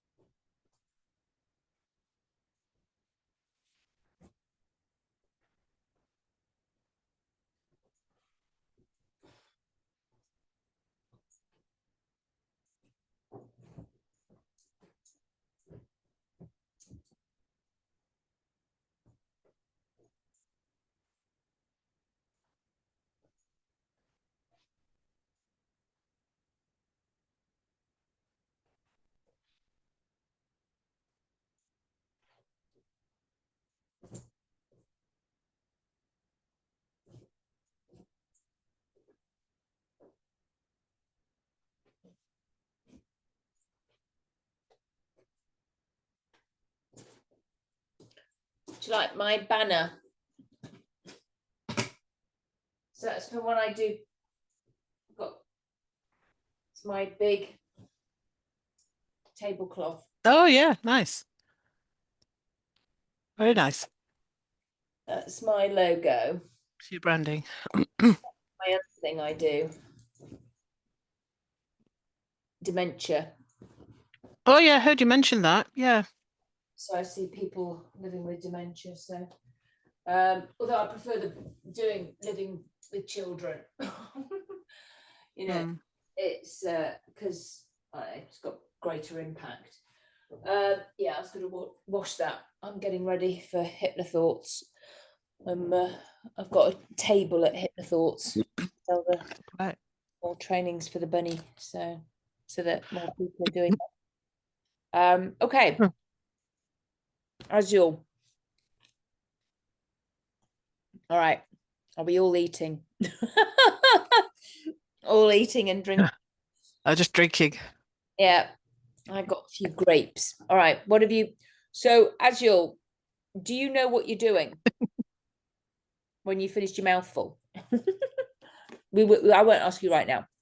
I'll talk to So with the dementia stuff, what do you do around that? What do you use or what do you do? It's hypnosis. You do Okay. hypnosis. It's been scientifically proven that hypnosis helps people living with dementia. Yeah, correct. Yeah. When they're doing the left right, they get the shot of acetylcholine, which helps the brain synapses. Brain health coaching, and it's diet, exercise, good foods, and then of course if they've got vascular dementia, then you help with the diet, water, all that sort of thing. Help the caregiver to not get vascular. Mhm. Yeah. Yeah, exactly right. And burnout too, right? That would be the other thing. Yeah. So that's the mindfulness, relaxation, bringing back laughter, humor. These are some tips and tricks. This is what you do, and you get curious with the behaviors, because we are not our behaviors, we are our good intention. Yeah. It's just help and support really, but it's it's I'm almost too expensive. They wouldn't spend that on their parents or whatever. They might do for a bit, but it's like because you have to be there as a continual support, and it's just too expensive because everything else is expensive. Yeah. To be honest. Yeah. They don't mind spending on their children, so but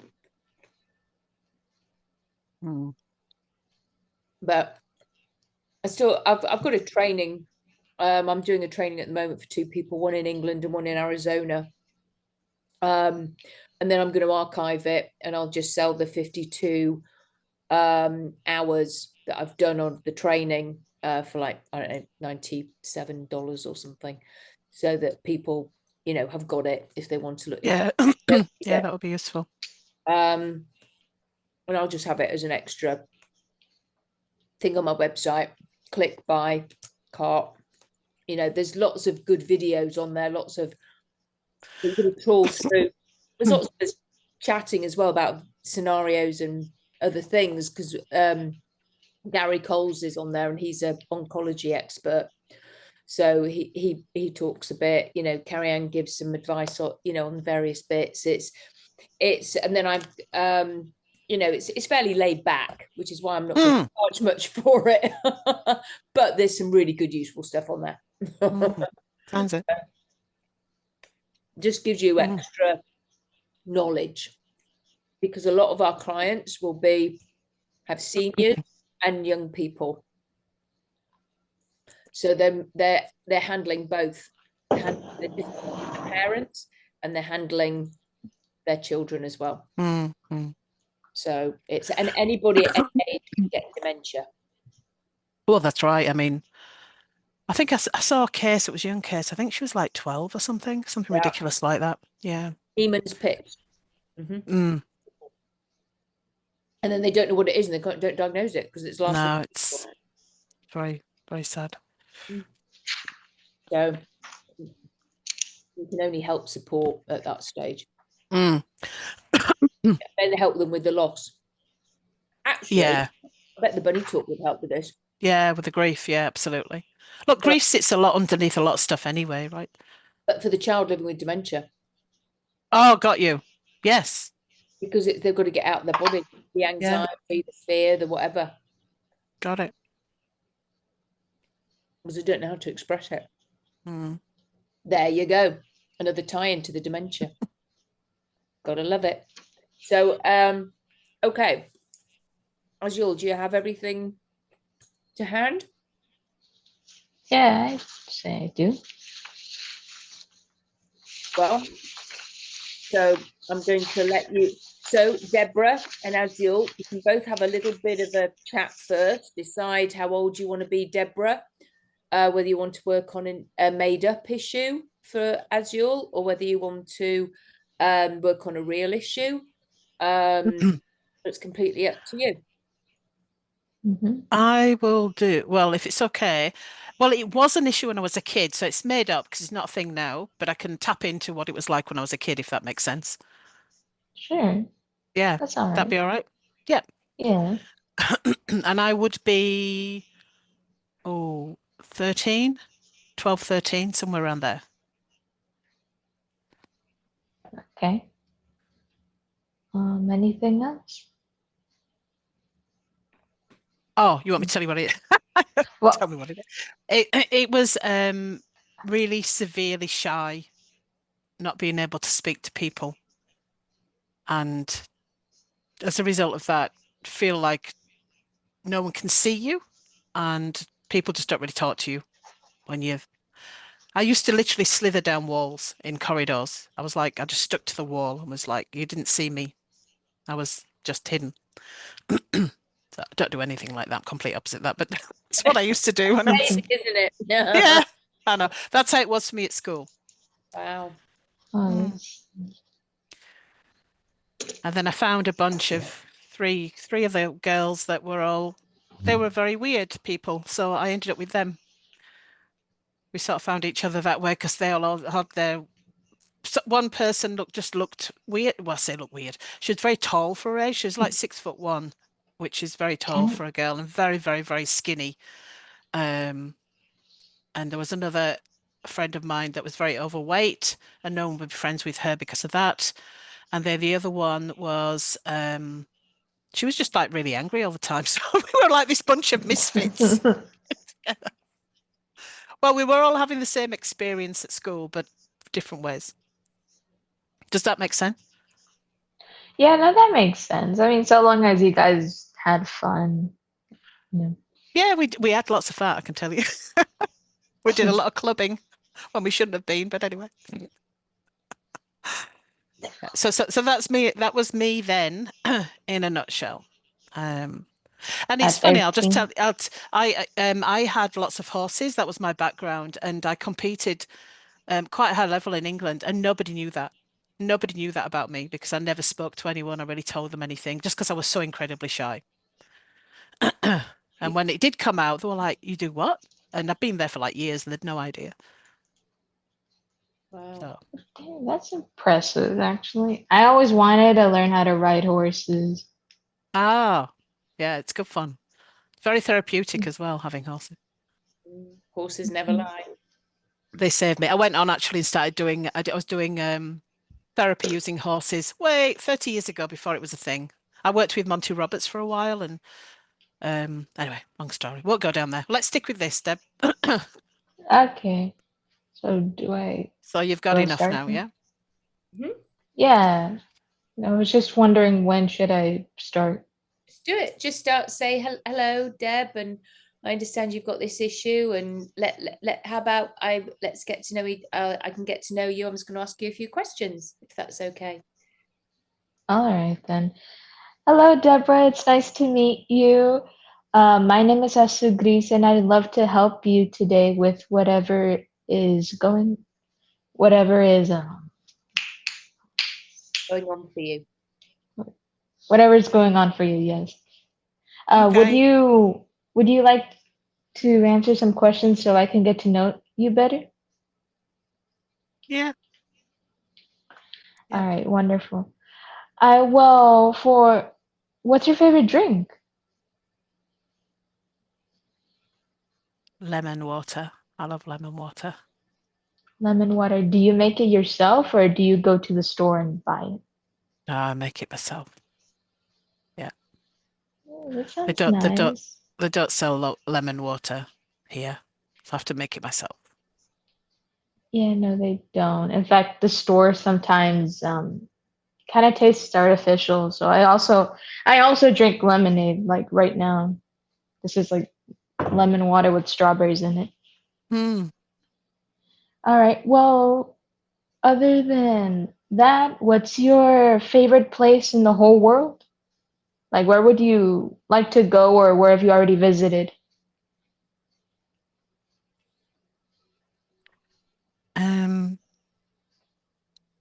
Malta. I like to go to Malta.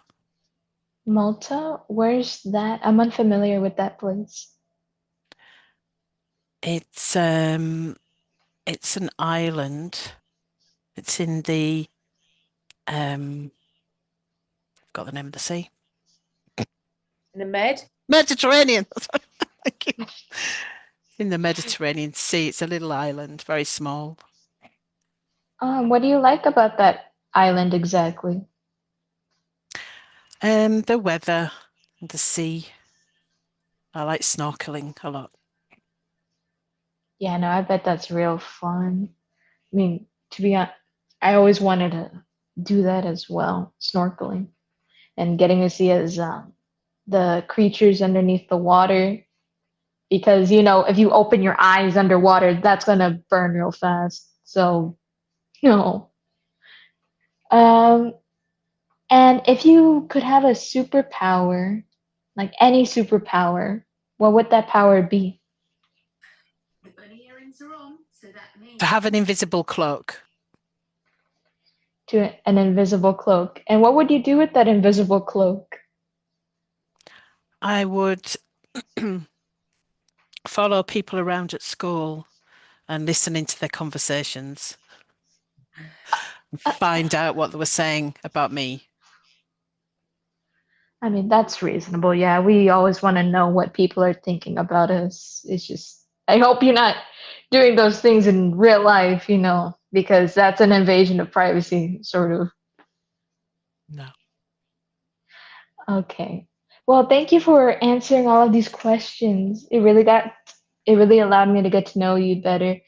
And about what you came here today, could you go into detail or could you explain to me as to why, like what's bothering you?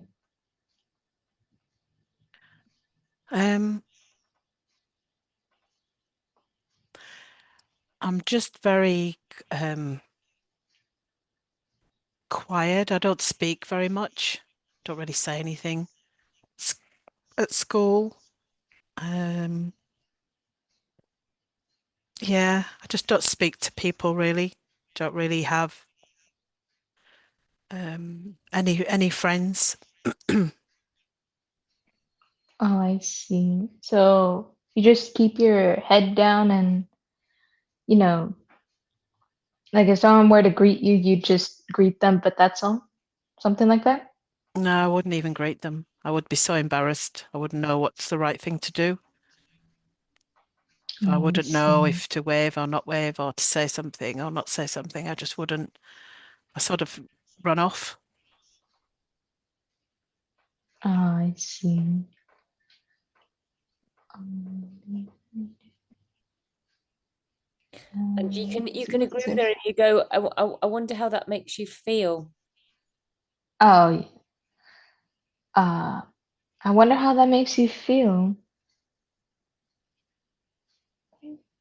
Sad. I feel sad a lot of the time. And even one of my teachers has noticed and said something to my mum and dad about how quiet I am, that I don't talk to anyone. I'm a good student, but I just don't say anything to anyone. Yeah, just sad. Really, really sad. And you know that sad feeling, Deborah. Oh, So yeah. get your The poo ball. out. Yes. The ball. Okay, I'll let you take it away. Okay, so you mentioned that you get shy whenever just, being around people and you can never find the right words to say. And you just get really anxious if anyone has ever approached you. And so I'm going to explain something to you. May I explain something to you? Okay, great. So, have you ever seen one of these things, these toys? Mm-hmm. Yeah? Well, this toy can represent a part of our brain called the amygdala. And what this amygdala does is that it protects us from harm, no matter what the trigger is. And so in your case, it's when you can't find the words to say, you're quiet, and even if you do feel lonely as to like you want to talk to people, maybe you do want to come out of your shell, but you just can't. Well, with the every time that happens, this amygdala right here, it goes through either three responses: fight, flight, or freeze. Fight, flight, or freeze. Now, every time that event happens, something like just And for her, it could just be the feeling because she said sad. All right, it could be Oh. that overwhelming feeling of sadness is stuck on here like a big blob of poo, and then it's catastrophized into other areas. And every time you see somebody, you go there, and you may, it's that anxious feeling as well, which then may cause the sadness. Or is it the sadness first, or is it's a bit like the chicken or the egg? Which one comes first? And it's like, but it catastrophizes and it goes all over your amygdala. And of course, when you're at school, you're trapped. You can't get away. So it's like, so you might be like that. And I'm wondering, is it like you're like that all the time at school? This like freeze, this don't see me, I'm invisible, please don't see me. Is it like that when you're like sliding along the wall? Yeah. And so do you know what? That poo, should we get rid of it? Would it be a good idea if we got rid of that feeling, especially the very first time it ever happened? Because it's the first one as your Grish. Remember, we get the first one or two, and then the rest come down like dominoes. There was something that happened that made Deborah just feel like, oh, I don't like this. This is so embarrassing, or somewhere, which is important for us to find out with that first time. Okay, does that make sense as your? I think it does. The very first time. So this feeling at 13 is, so sometimes I say to people, is it a new feeling or an old feeling? This is great training. It's great because we've got Deborah with a real feeling here, sadness that she used to have, but she didn't suddenly have sadness at 13. That had to be built from somewhere else. So it was when I wonder when that very first time happened. So we get curious. Okay. So now, even in your own mind, you may just park that curiosity to bring that up at another time. All right. When was it? So even in the drawing, it could be, is it, when she's drawing it out, and I see you've got like, I don't know, blue in your head. And is that a new feeling or an old feeling? So that's when you could ask that, but that's where we're going for. Okay, because suddenly at 13, Deborah didn't develop that she said shy, and that sliding along the walls. It's what there's something that preceded that, and that's where we want to that feeling that she had the first. That's where we want to get to. Does that help? Does that help, Deborah? Am I right? Am I right? Yes. Yeah. You. It reached a crescendo. 13. Yeah. Yeah, where it was just became excruciatingly. Yeah, it's just how I operated. But Yeah. there was obviously a build up to all of that. Yeah. So by then you were there, and do you know what? It may not even have happened at school. It could have actually even have happened where you actually do feel so safe, in on one of the jumps. All it took is for another girl to give you a snidey glance, jealous glance, and you took that with you to school, and you didn't know what everybody else was ever thinking about you.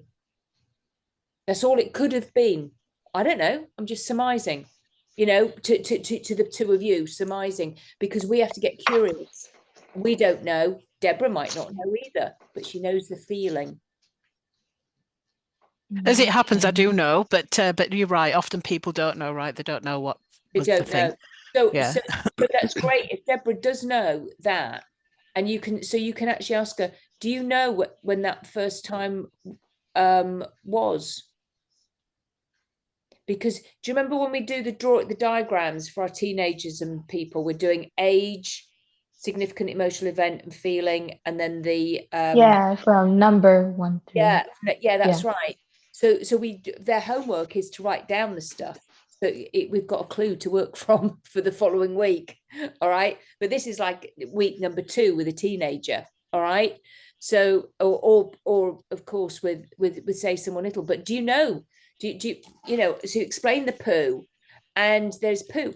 Do you know? And you can literally say it like this. Do you know when that poo got on there? And then Deborah's going to say, yes. Yes. Tell me more. Yeah. So I'm going to let it over to you now, Azul. I don't want to take over, all right? But as what I said helped for both of you. Yeah, bits and pieces. I'm just trying to remember where we last left off. Okay, you're explaining the poo on the brain.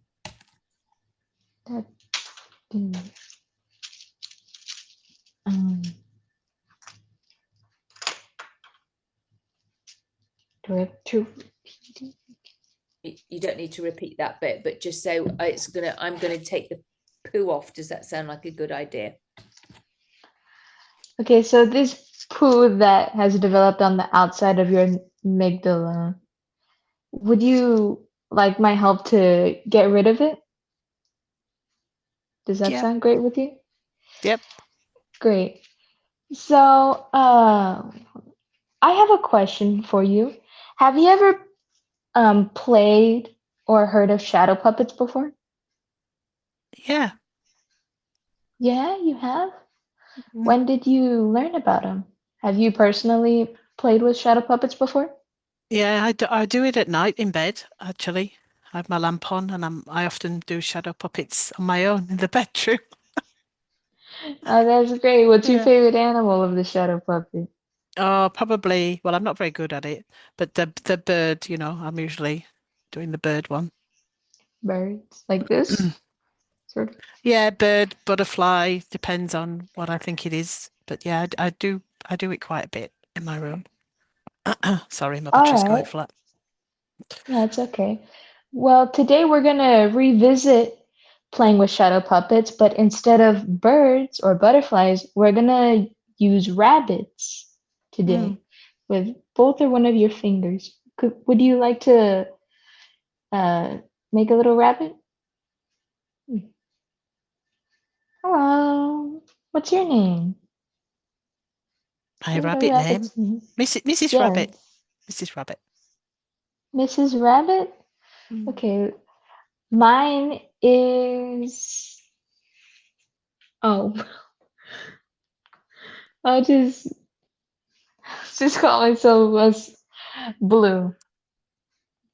Blue. My rabbit is Blue. It's nice to meet you, Hello. Mrs. Rabbit. Hello. Blue. Hello.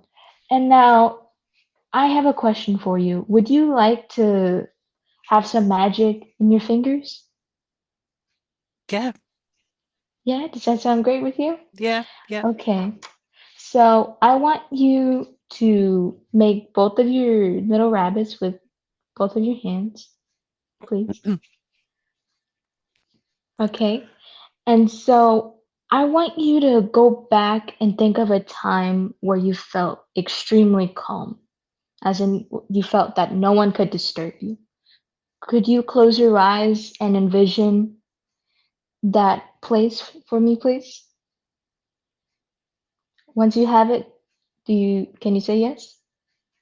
Yes. Great. And now I want you to immerse yourself in that feeling. And I want you to squeeze your finger and your thumb just enough to really anchor in that feeling. Could you describe where that place is that you feel extremely calm? Yeah. Yeah. And what's that place for you?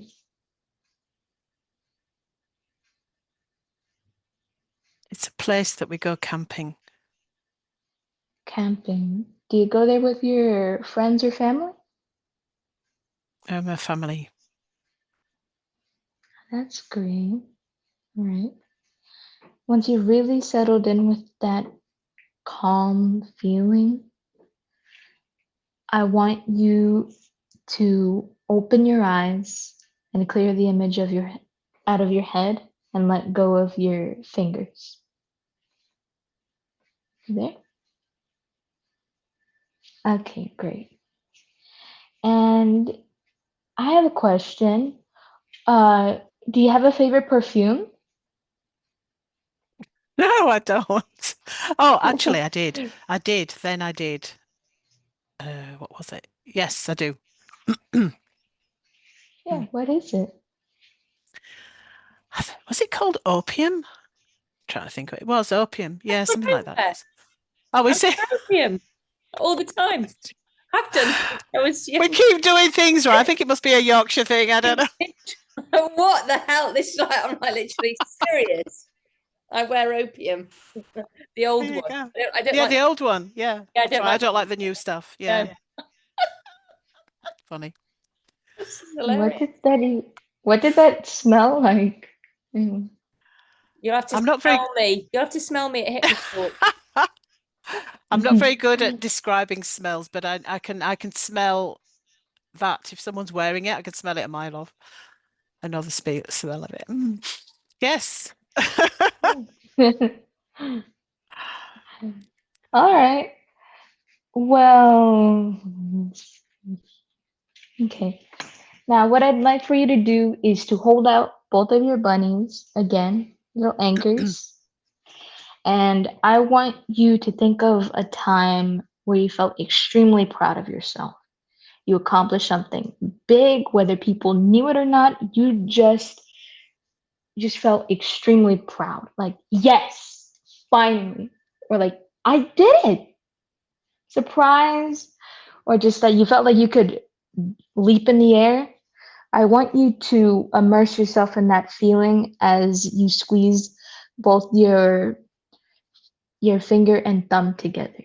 Close your eyes and envision it. And once you're there, would you please tell me what that place is for you? It was when I was winning or when I've won in competitions, horse competitions, doing dressage. Yeah. Just what place did you get in the competition? Often I'm usually either first or second. Oh, Yeah. really? Wow, congratulations. That must be really impressive for someone. Huge. Mm. Oh, well, once you've felt like just uh, once you have that feeling in your whole body, I want you to open your eyes and clear the image of your head as you once again release your fingers together. Release your fingers. All right. I have a question. What's your favorite color? Black.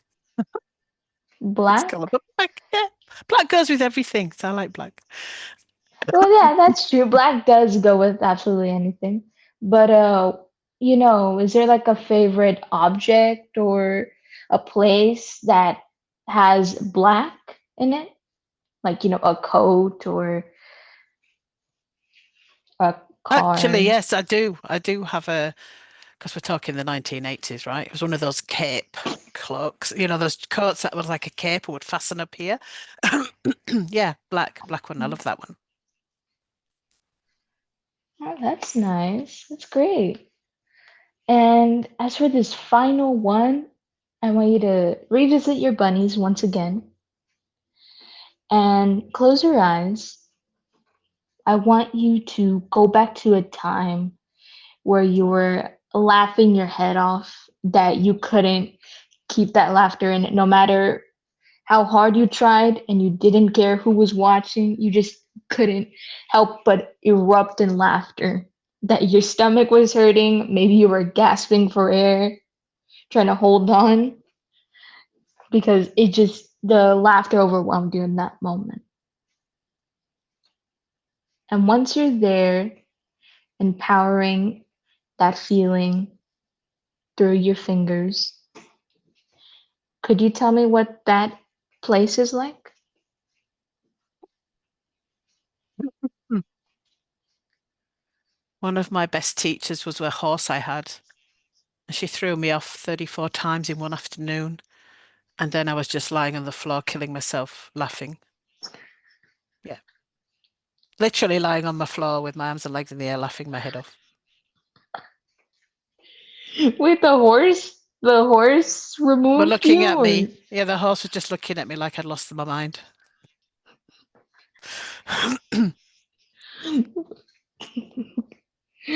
Oh boy. All right. 34 times Well, in an afternoon is a lot of time to be thrown off a horse. Probably a record. I well, I hope you didn't injure yourself. That must sound No, painful. well, that's the other thing. I got good at falling off, so I'm landing on my feet. So that was another thing I learned from.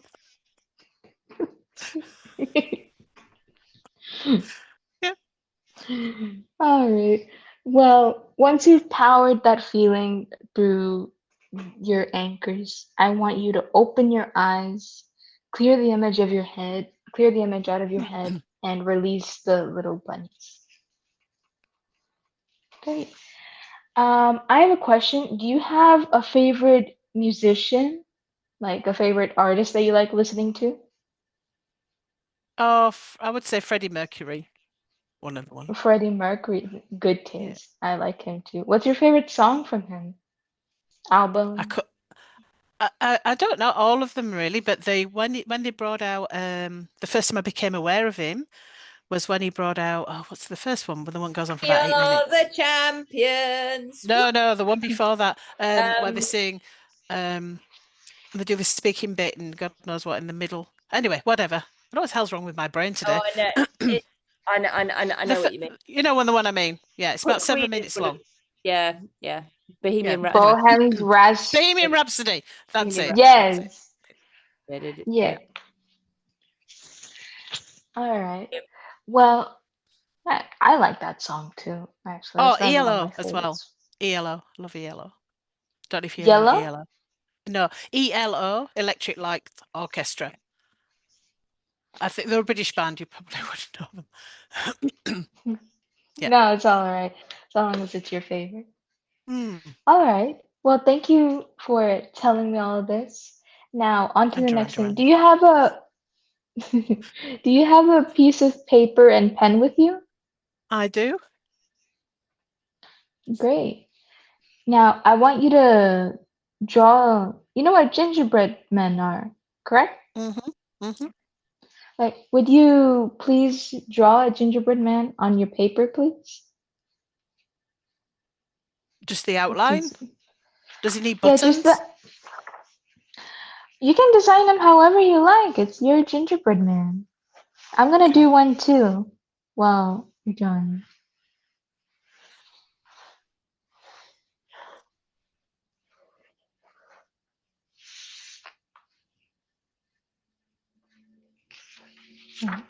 Just tell me when you're ready.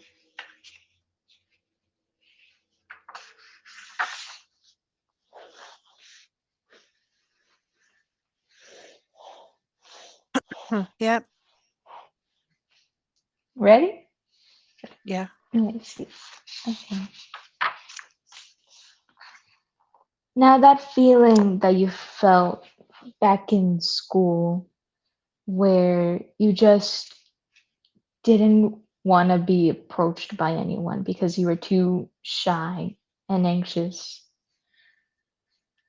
I want you to look back in your gingerbread man and could you tell me or just draw with any kind of colors you like, if there's any other colors around you, could you draw where you feel that feeling?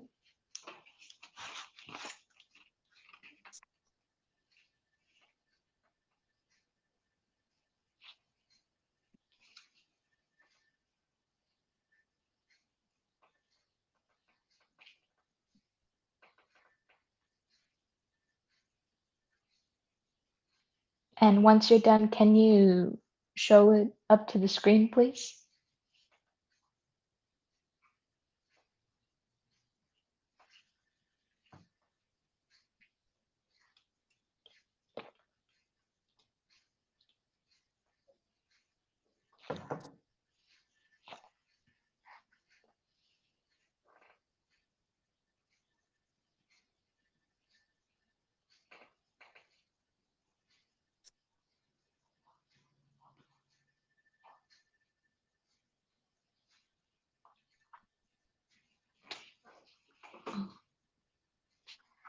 I see. Hmm. Can I go grab a marker real quick? Yeah. All right. Okay. Yeah, of course. You're doing really well, Azul.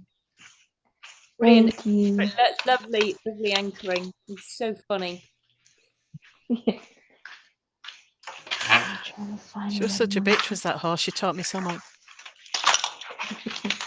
Yeah, well, the best teacher. Well, I think that's where I learnt resilience that day. Well, you kept getting back up. Well, that's right. And I wouldn't give in. And I was in a field on my own. I actually took myself off because I knew she was going to throw me, and I didn't want to do it in front of everybody else. But I remember went through this whole thing of being so exhausted and crying, but still getting back on. And literally, the minute I hit the saddle, she threw me off, and I just did it over and over again. And then I laughed, and then I was like, okay, right, we've got this.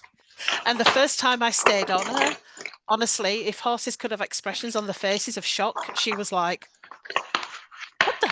Because I didn't fall off. And then she tried, and she couldn't get me off. And then I went back home. So yeah, she taught me a lot.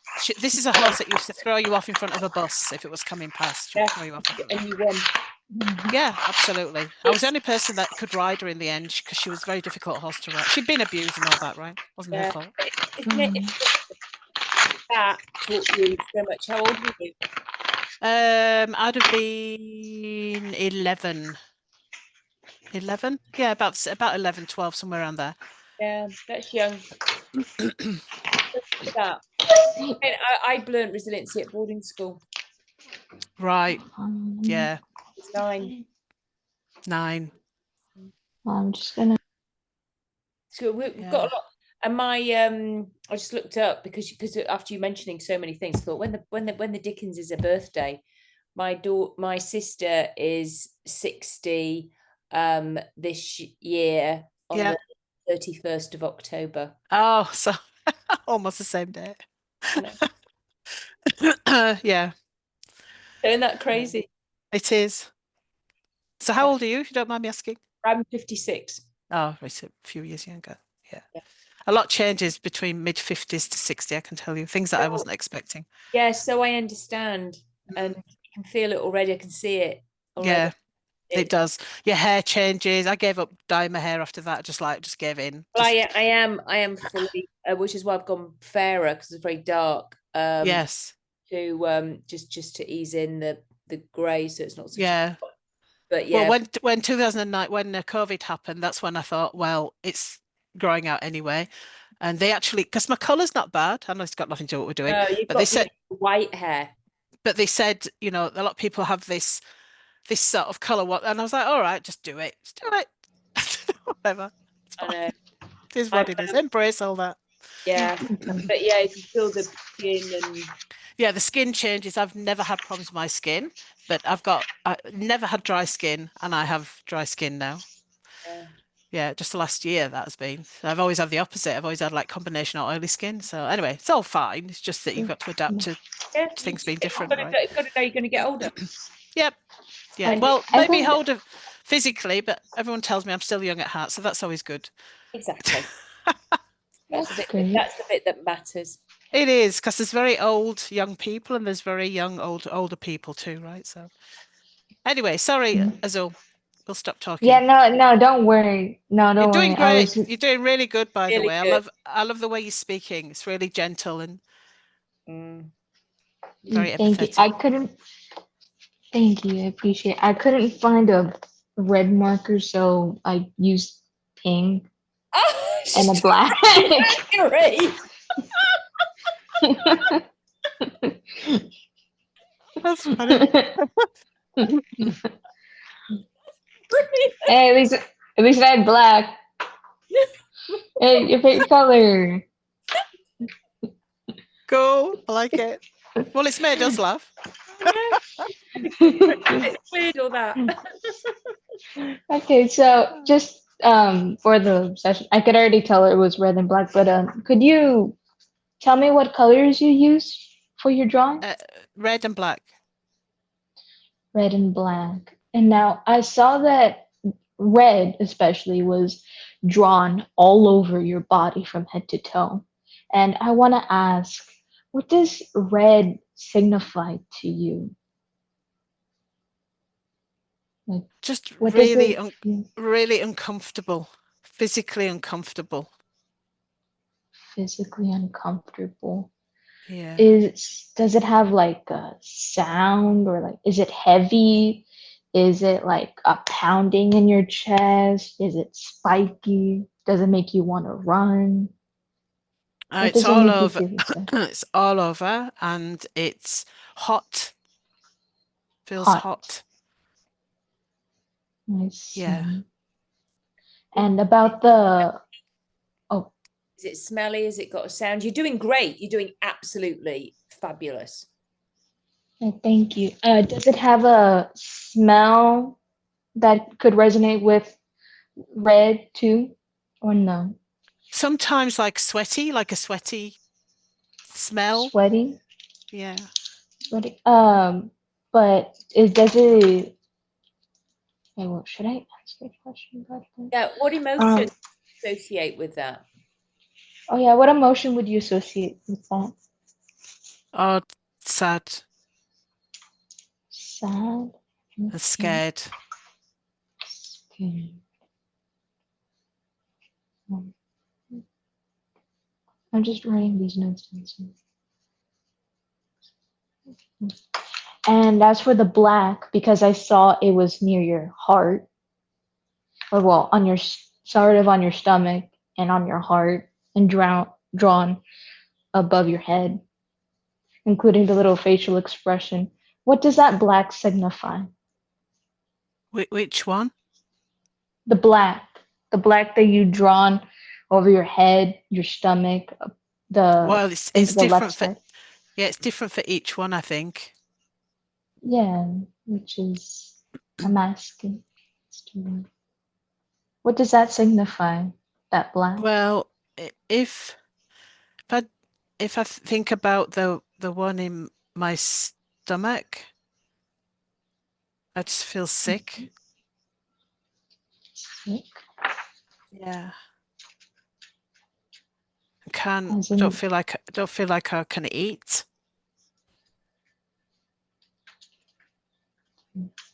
So would it make you like want to throw up, or is it just like, Oh, pressure? well, I do throw up.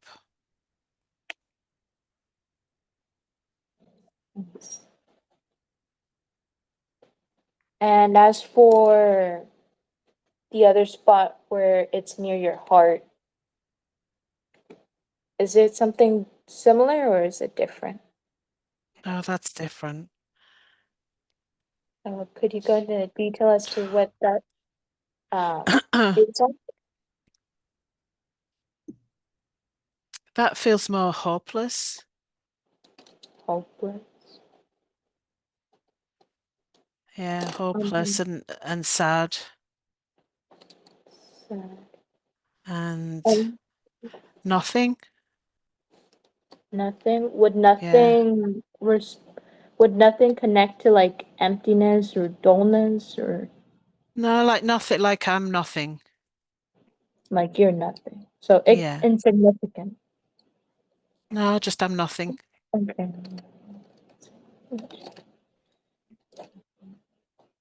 Okay.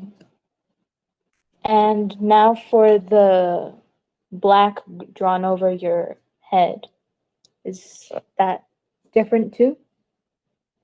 Oh wait, no, sorry. I I was know you supposed can't, to. I know you can't see it, but it's across my whole face, by the way. Oh, okay. No, it's Yeah, just yeah. that I. You You should. can't see, I Okay. know it's hard to see. Yeah. That one.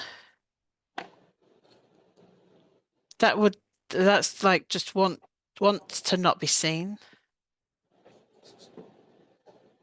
be invisible, and get rid of my face.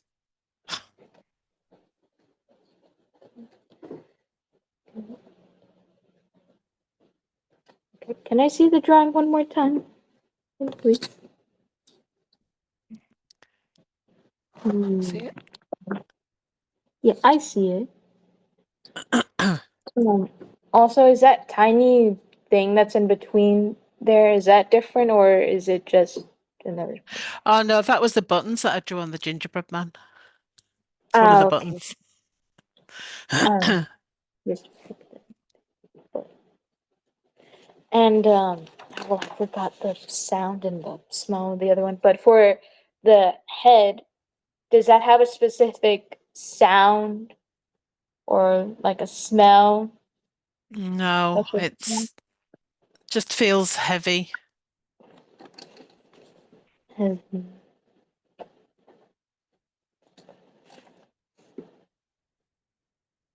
As in like pressure put down on you heavy or heavy that's like you're carrying it heavy? No, just my head is heavy.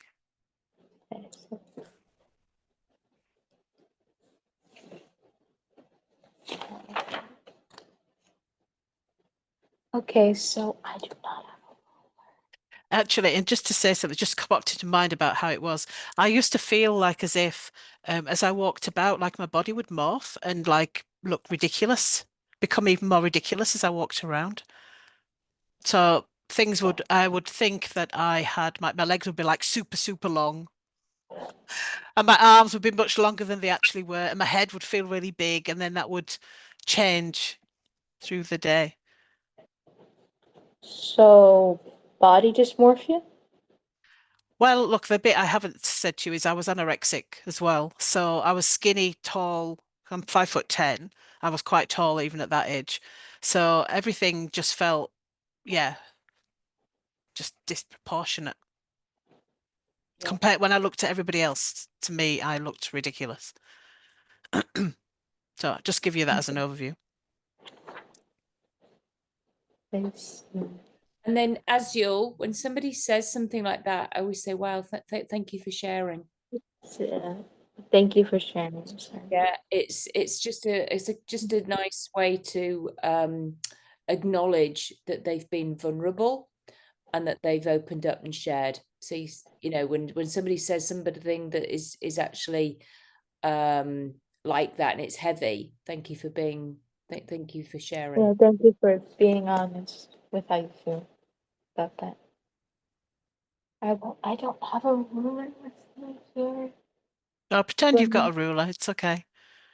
You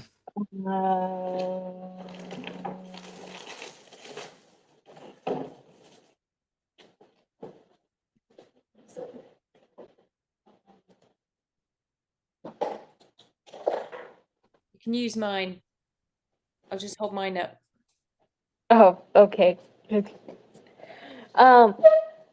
So with what you've told me, from this ruler that I have here, on a from 0 being nothing to 12 being extremely high, as in overpowers you, where would you place that number? What number would it be? 12. 12. Okay. Let's see.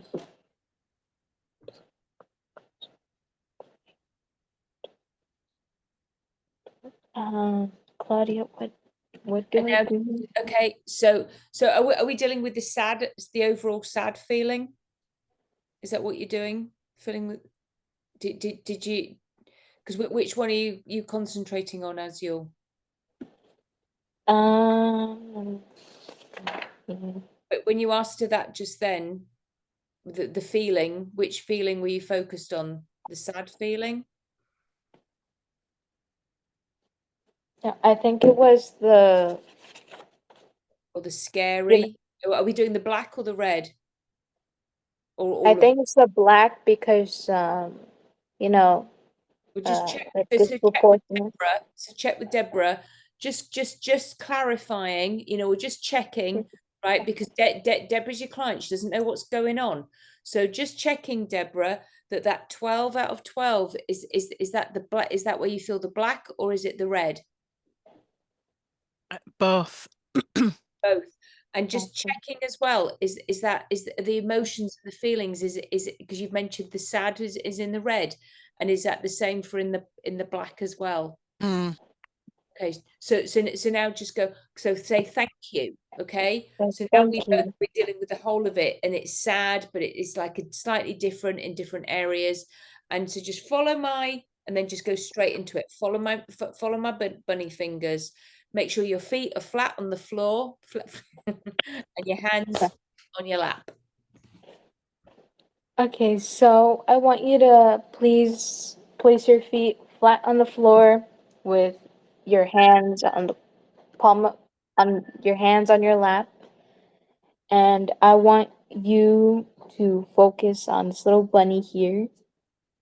On the tips of my fingers, exactly. Right here. Hold on. And I will move this little bunny back and forth. And even if you don't see my fingers on screen, I just want you to keep following the movement there. Do I start right now? Yeah, just keep doing it. Just get on with Okay. it. Just rip into it. Let it go. Okay. Let it go. Just backwards and forwards. Let it go. Let it go. Blah. Shake that feeling off, because that's what we're doing. The first one. Okay. Blah. Okay. All right. So just want you to focus on the tips of my fingers right here.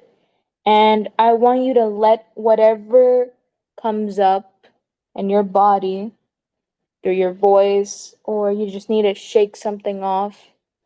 I want you to just release it because it deserves to be let go. Okay, let it go. Let it go. Let it go. And say And good. Well done. like, Really well done. you're doing a good job. Well done. Ugh, just ugh, just, because it's heavy. Your head is heavy. Your whole body's irritated, and I doubt you want to keep that inside of you, one way or another. So let it You're doing go. a Let great it go. job. So let it go. Let it go. Ah, Bunny's got it. let it go. Oh, Bunny's got it. Deep breath in through your nose. Okay. Deep breath into your nose. Hold. And breathe out through your mouth. Break state. So, Another question. You're good with the uh, questions. do- I'm like, what's she asking now? yeah. What's your favorite TV show? If there was one back. Oh. What did I used to watch then? My God. Favorite TV show. I like watching some of the youngest for the little kids, like the Clangers. Which one know the we like watching the Clangers and the Wombles. Yeah. And Grange Hill. like watching Grange Hill. What did you like about the show exactly? Grange, well, the Wombles I liked because they were always doing good things. So they lived on Wimbledon Common in London, and they lived underground, and these little Wombles, and they were the first recyclers. They would go around and collect all the rubbish, and they would recycle it and change it into other things that were more useful. It worked. Yeah. That's really sad.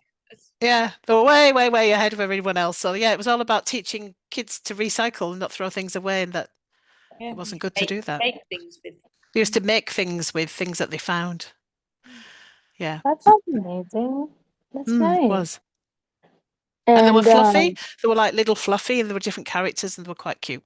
Some were older, some were younger. There was always one that was just like a bit stupid and didn't seem to know what they were doing. And then there was the wise one, That was Orinoco. I had an uncle Orinoco. Bulgaria. I had an uncle Bulgaria. Uncle Bulgaria. Yeah, Uncle Bulgaria was great. Yeah. okay. And I have a question. Have you well, let me see. Is it too early to ask if a positive came up? Yeah, because you haven't even Okay. asked where she is on the scale yet. Yeah, no. So on the ruler here, just please go along with it, from 0 to 12, where is the number placed now? A 7. 7. Okay, Seven. making progress. Great job. Would you like to? No, just do it again. We're going to do it Okay, again. sorry. We're gonna do We're it not again. asking for permission. We're just going to do it again. Okay, the same as before. Okay. All right. Let me just make sure it's there. Okay.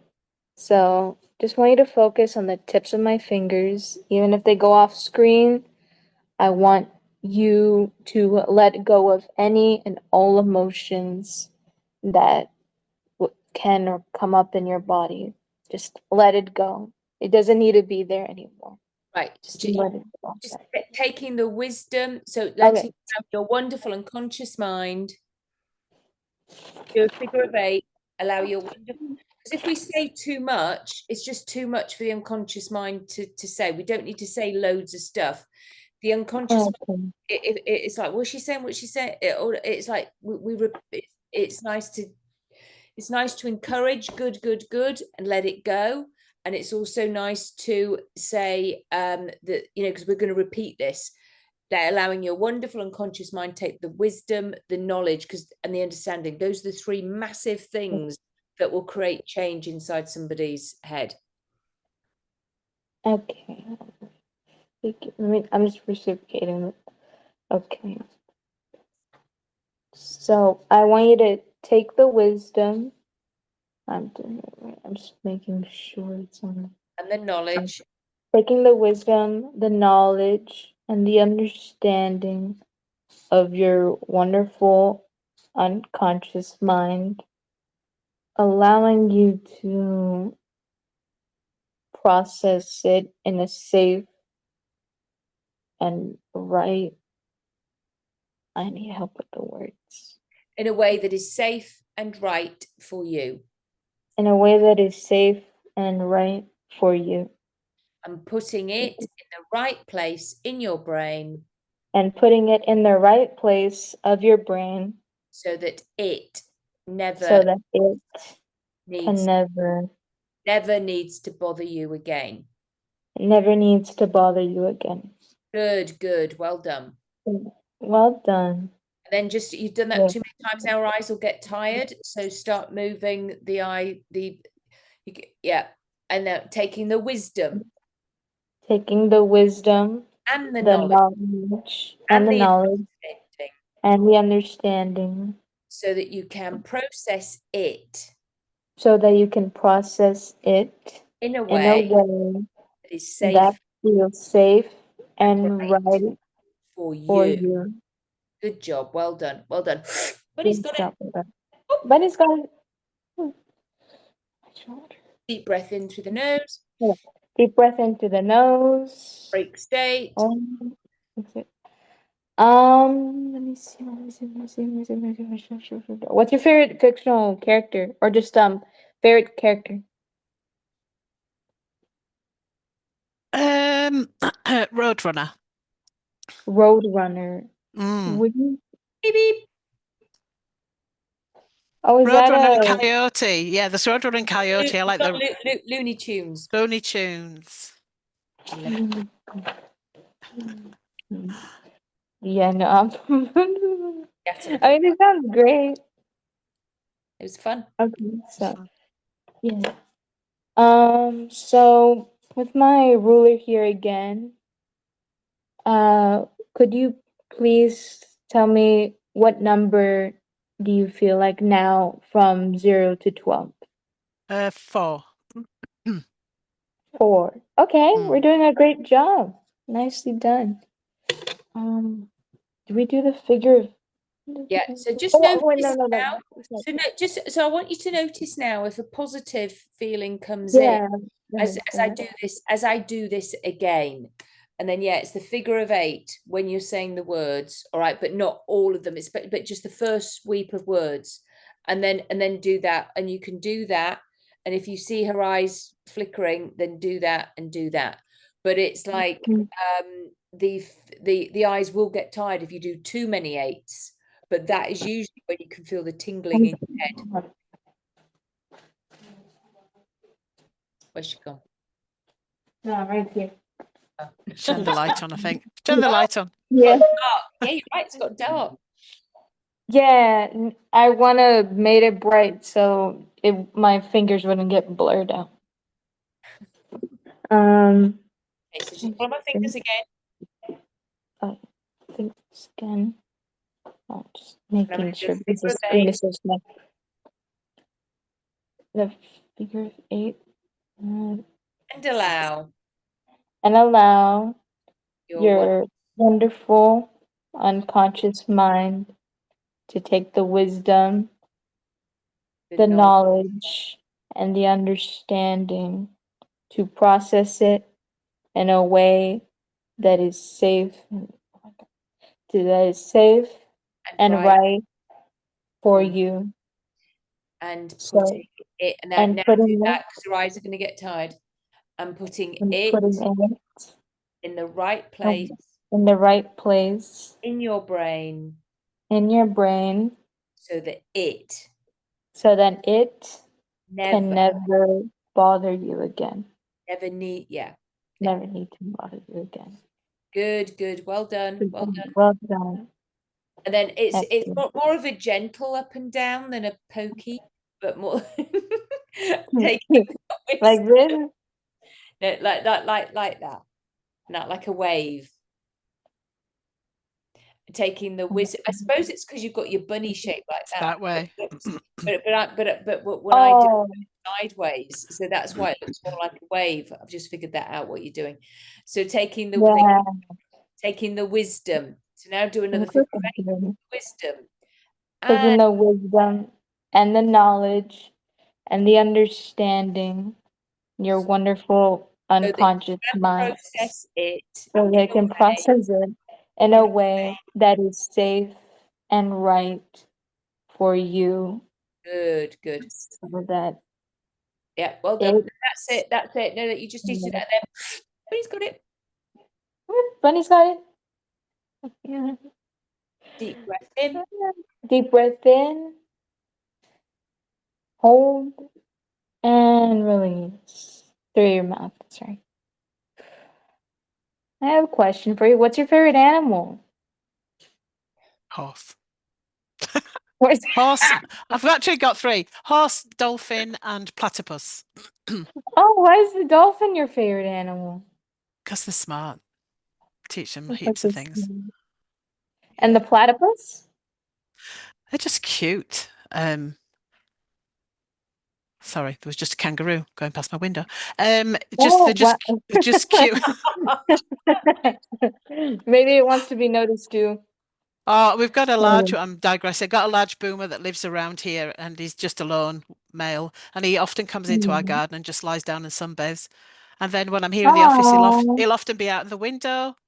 And then it's like Watership Down. We've got loads of rabbits, and they come up. The little baby rabbits come up onto the decking. It's just so cute. Take some pictures and put them on of the bunnies and I put will do. We've got heaps of them. I can tell you. Sorry, Azul, I'm interrupting you now. No, it's okay. No. Have you ever seen rabbits sunbathe? no. Rabbits sunbathe here. They Yes. literally lie on the back with their legs in the air because they feel so safe. Because there's, I So mean, I'll there put are that up for social media. okay because there are wedge-tailed eagles that can eat them, but for some reason, I should take pictures next time because I've gone to my husband. Look at those rabbits. Like, what is wrong with them? They're laid there on the back because Yeah. they're prey animals. I shouldn't be doing that, but they're there like in the sun. I said, yeah, they can see they're really scared about being on our land, right? I know, yeah. So no, Someday. that would be cool. Yeah, Just we'll do. like anything with rabbits, I kind of like take pictures. You want anything? Okay, cool. All right, Azul. Sorry. Yeah, no, Yeah, just- no, it's okay. Don't worry. I'm just reading those whatever. Well, I thought it'd give you a bit of time as well to work out what you're gonna do next. Right, so are we Good. ruler? Thank you. Yeah, I was holding it. So on my ruler, obvious ruler, from 0 to 12, where would that number be now? Oh, 1. 1. Wow, One. And did you Um, come in with a positive? Oh, and did you come with a positive? What phrase or feeling? Phrase, feeling, Word. would Word. sound help? Like No, just a music, phrase maybe? or a Okay. word. We're not going to anchor in a sound. We're after more of a word. But maybe you could. I don't know. I suppose why not? Trying to think of one. What would I say?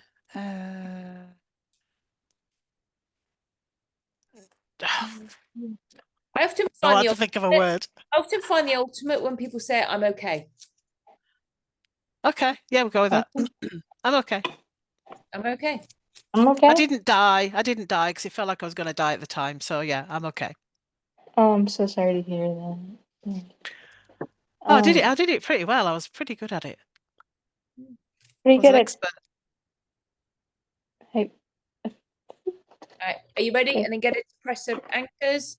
And then oh yeah. Oh, so you have your bunnies thank and then you. Get your put little your- bunnies out. Wait, what was? It was I'm okay. I'm okay. Oh yeah, no, I was just wondering what I was gonna say.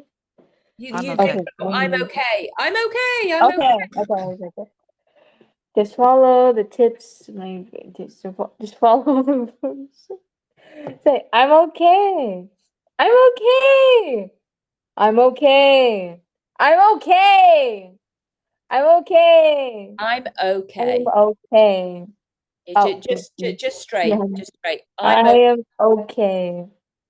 And you can I'm whisper, okay. I'm okay. I'm okay. And then Bunny gives you I'm okay. And Bunny gives you I'm okay. Nice. Okay. Yay. And then look Thanks up. for the- look up to any direction you want to go and try to find that feeling again. Try and feel the Try feeling. to find the feeling you used to feel. Yep. Nope. No? It's fun? Okay, Yeah. great. Nice job. And now to check on the work that we've done today, I want to know if you have any toys or objects around you that represent what happened to you during that time in your life where you were shy. Okay. So this is everybody else talking and going blah blah blah blah blah blah blah blah blah, doing their thing, blah blah blah blah blah. Okay. And then this is me looking, Alright. because got big eyes, right? Looking, not really knowing what was going on there. Didn't understand any of that. Didn't matter how much I watched blah blah blah blah blah blah. I didn't understand how people did the other stuff that I wasn't doing, like talking to people in the corridor and just chatting and talking about things, and I didn't know how to do that. Oh, I see. Sorry to hear that. Okay, no, do you know what, Azul? I know this sounds, I know you're being really sweet and lovely, but do you know what, I never say I'm sorry to somebody. It sounds really awful, because actually, well, I'm not. What am I sorry for? I didn't do anything wrong. All right, but it's the way we can say it is that sounds sad, but at this point in time, we've got rid of it. So she's going blah blah blah blah blah. We're not going to say, well, I'm sorry. We're just going, and how does that feel now? Yeah, because we've just changed. Yeah. How did that? Yeah, we're going solution focused. We're going into the and how does it feel now? All right. Yeah. Does that make All sense? right. We're not feeling sorry for her. She's not a victim. She's like, we've got rid of it. It's like, how does that feel now? All right. And how does that feel now? Now that revisiting that experience again, how does it feel now? Well, it feels better because what I've realized is that I used to communicate with my horses. I used to talk to them all the time, and I had horsey friends. They weren't school friends, they were horsey friends that I used to talk to them. So I talked to them. I just didn't do it at school. Yeah. I didn't know how to do it at school, but with the horses and everything, yeah, I did it there. That wasn't a problem. So the stables was fine. Let's see. Yeah. That's your safe place. Yeah. Isn't that nice? That's great. Oh, so I'm like, that's great. Well, I often used to say to me that the horses saved me. Oh, they probably did. Yeah, because I can tell Yeah. you, I was and it wasn't heard of then. People didn't talk about it, and I didn't know where I got this from. But I was starting to save up my mum's paracetamol tablets. I'll have been quite young. I'll have been around that age. And I used to, they had it was like they had a medicine cabinet on the wall, and I would gradually taking them bit by bit. I cannot even tell you where I even got that idea from or whether that was it, but that's No. something that I thought, I've no No, idea. It's strange because it's mostly, being our age, right? Yeah. And eating disorders is actually not. It was the thing then, right? It's well, it's more of a thing now because people copy and it's more on social media. Well, I'm finding it's other things. I mean, it's still there, but it's things like Tourette's. They're all pretending they've got Tourette's at the moment. Self-harming. Self-harming. Oh my gosh, the Label. girls I see with self-harming. There's that. That's the thing. I do get the odd eating, but it's more the self-harm, the cutting to agree. shreds, all sorts of weird stuff like that they're doing. Oh. But yeah, and of course it's worse now because of the social media. The only experience I had of that was other friends at school doing the anorexia thing. Yeah, and they Yeah. did, and that was sometimes because of Cosmopolitan, and people were mean, and people were mean about fat people. But people generally aren't actually mean about fat people just because there's more fat people. Yeah, well, that's true. Actually, and I wasn't fat. I was a dancer too. I was very thin. Always was. I didn't have much to start with, but yeah, it was weird. I was on a self-destruction thing, obviously, clearly, Yeah, with you a disappearing yourself. thing. I just such You oh, wanted to disappear, so you I just literally wanted to. Yeah, Yeah. that's right. I literally wanted to disappear. But what I'm saying is the tablet thing. They're taking paracetamol. I've no idea why he even knew that that was something that I could do that with. Yeah, yeah. No idea. And I can remember sneaking in and opening the cabinet really at night when they were asleep and trying to work out if she would know how many tablets I'd taken. Yeah. Weird. Yeah, I mean, know. But because as you say that it wasn't something that we necessarily know about. No, absolutely strange. So that's why I say the horses saved me, because it gave me purpose and I understood that I was good with the animals and everything. So it changed everything. Yeah. Anyway. Well done, you. And this is why you do what you do. It is actually, with regards to one of the things that I really know well, it's anxiety and depression. So when the kids come in and I describe it, I'm describing it from how my experience was, and they go, "That's exactly it." And then I go, because I used to do it too. I was like I was world Olympic standard at this. So I was the expert on it of how to do that. So the good news is, and they'll often say you, and I go, yeah, me. So that's a good thing. You can learn how not to do that. I would have been your friend. Sorry? I would have been your friend because I was with everybody. Oh, that would be nice. I was friends with the people that didn't have friends. Yeah, well, that's what ended up being my thing. Exactly right. You know, Yeah. there were girls who had no friends, and I Yeah, was well, friend. yeah, I Um, did that a lot too. because I just was. Well, you recognize that in them, right? You know Yeah. how that, Yeah. I Well, did that a lot. it's our kind of intuition, but it was, but it's interesting that that bit at school wasn't my journey then. The resilience was, but it was just later on I got other things. Yeah, That, interesting. yeah, But that was great, Azul. as Oh, you thank did you. really good. And so I hope you're proud of yourself. Anchor it in. Thank you very much. Everybody did good. Deborah, Yeah. there is some worksheets on the Facebook group. On the Facebook group. So there's I've accidentally called it objections. It's meant to be called objectives, and for some reason Oh, okay. I can't seem to change it. I don't know why. And maybe, and then it makes me laugh. And then I like it because it's not perfect. Does that make sense? Yeah, it does. So is that on the body Facebook group. process? But yeah. Yeah. There's, if you scroll down, I'll tag you in it.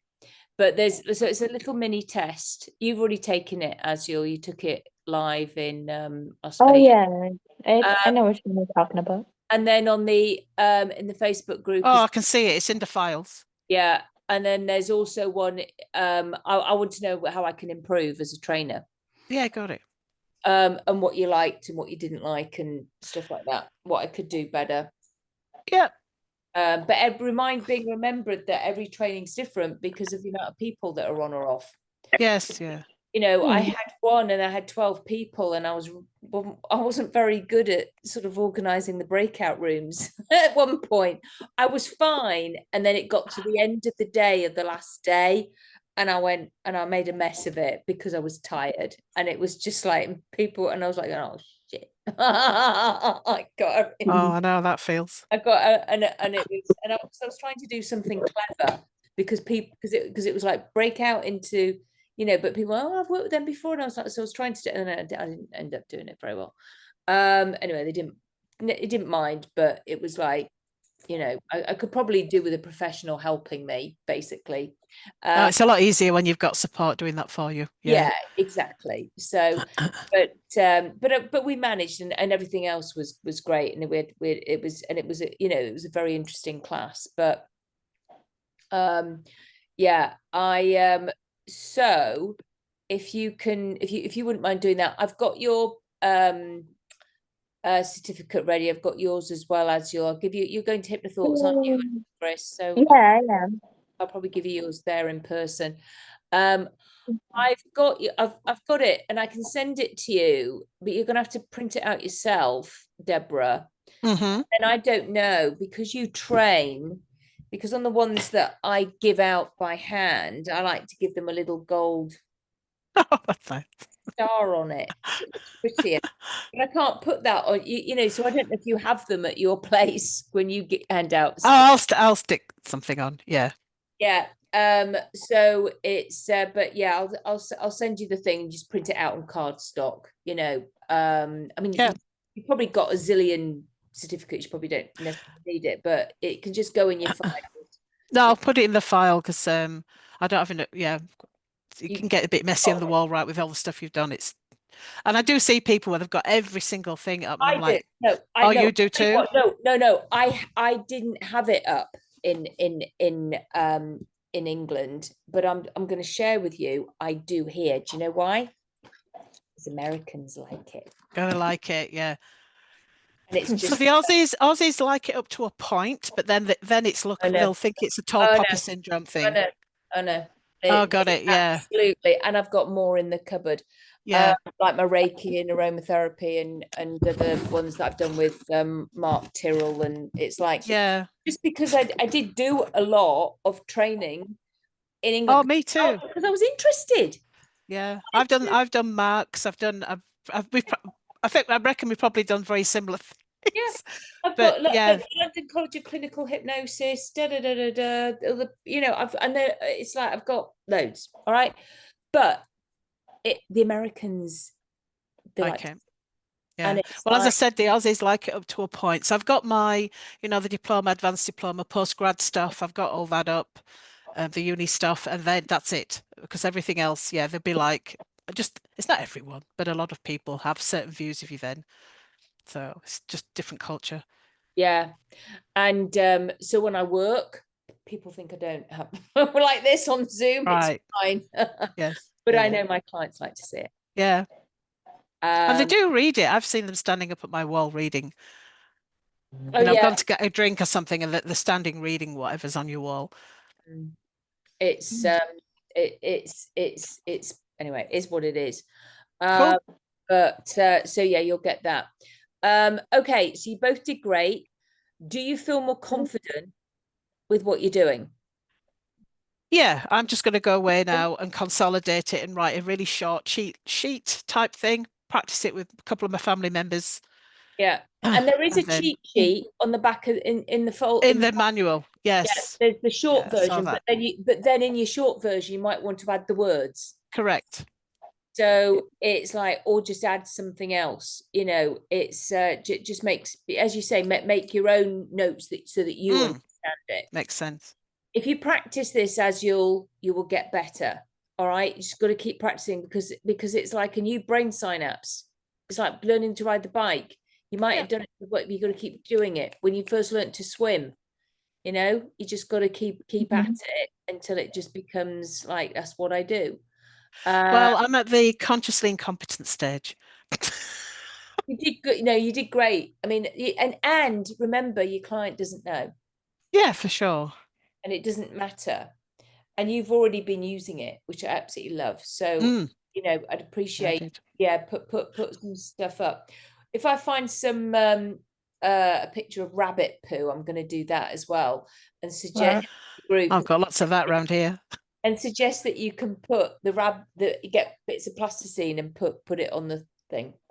There's always something more fun that we can do. At some point, once I've got trainers, I'll get a register going on a Facebook, so that and then people who are normal practitioners and everybody you do that, they can then go on that. And there will be a fee once a year, but not for my trainers, because you'll be giving me well, you're going to pay for the training, but then you'll be giving me 25% of every person you train. I've chosen not to, somebody said to me, oh, just make it 165 for every person they train. I'm like, I can't do that, because in England they might only charge £200 for the training, and then they got to give me, like, that's half, that's more than half. That's like giving me 75% and they take 25%. So it's better for me to take 25% of whatever anybody is charging. Does that make sense? Yeah. It's fairer, I think. I know Bob Burns said he charges 10,000 for his training and then 25%. I said, I'm not doing that. Not yet, anyway, my first lot. But Beryl Comer's there for my first one, so that's pretty cool. She's been trained already and been training loads of people. I don't know if your mummy's going to come and do it there in Spain. I'll have to talk to mummy as you're going to have a trip to Spain for the first training. Yeah, she's all over. Pardon? Yeah, no, she's always traveling because, like, with Rich to New York and I think Massachusetts. Yeah, she just travels for classes. She will travel for classes, yeah. So she might, and you can get to go with her. Will your husband come, Deborah? No, he's self-employed. I mean, I'm still trying to work out how I can do it, but yeah, it's like when you're self-employed, there's no way he can step away from his business. Right. You would be the only trainer in Australia. I know. I just have to work out how. It's just some of the obligations that I have with my so we have something called the NDIS scheme over here, the National Disability Insurance Scheme, and that's where the government pay for psychological support for mental health, psychosocial problems so I'm obliged to certain things. Anyway, I'll have a look and see what I can do. Oh, good. But that would help. They might want you to go in and train big load of people.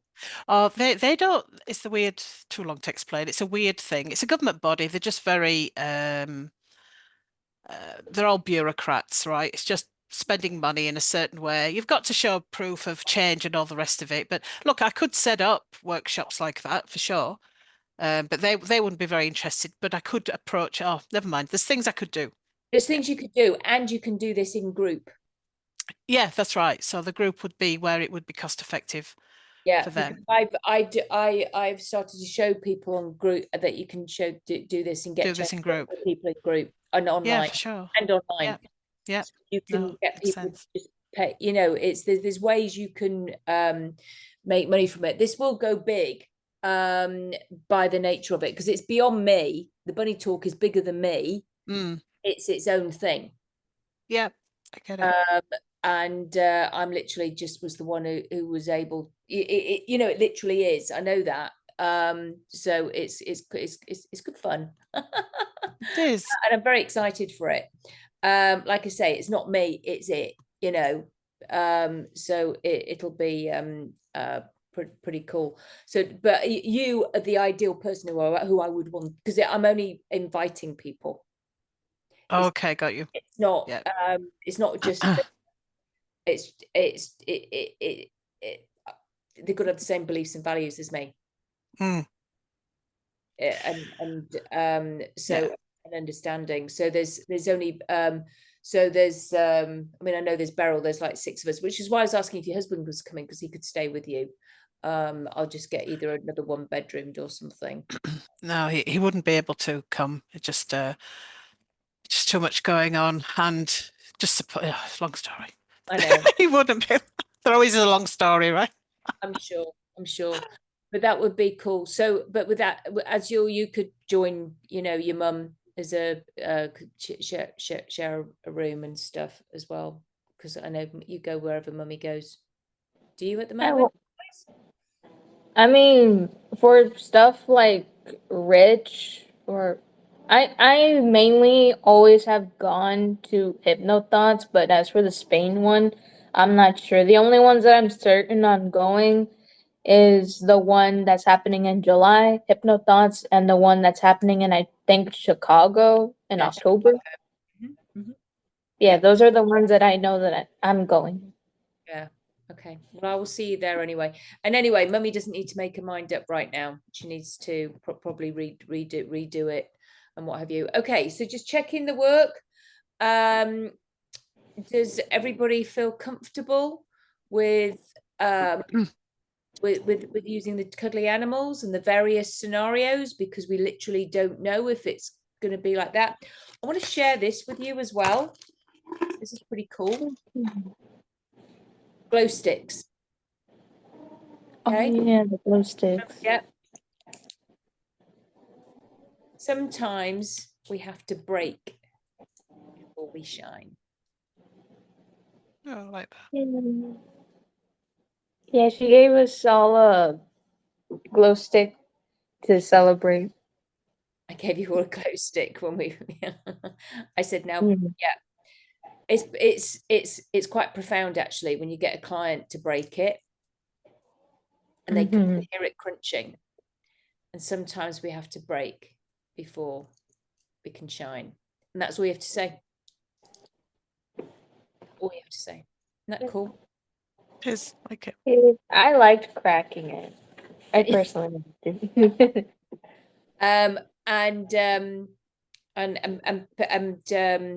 People hold it and they take it home, and then it kind of it sinks in. Yeah. Now there's another one. There's a little story, and I can put this, actually I might take a copy of this and put it in the files. I probably will actually. So I'm just going to read it, so I read it properly, so that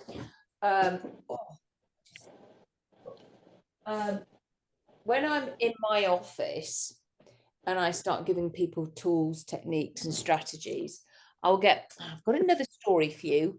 And I like to read it from this, because generally by then the 2 hours is nearly up and I'm a little bit And I know I've still got hypnosis to do with them. So it just gives me a kind of like a, so anyway, I'll read it to you. An aging Hindu master noticed that a certain apprentice would often feel down and complain about his life, and so one morning sent him for some salt.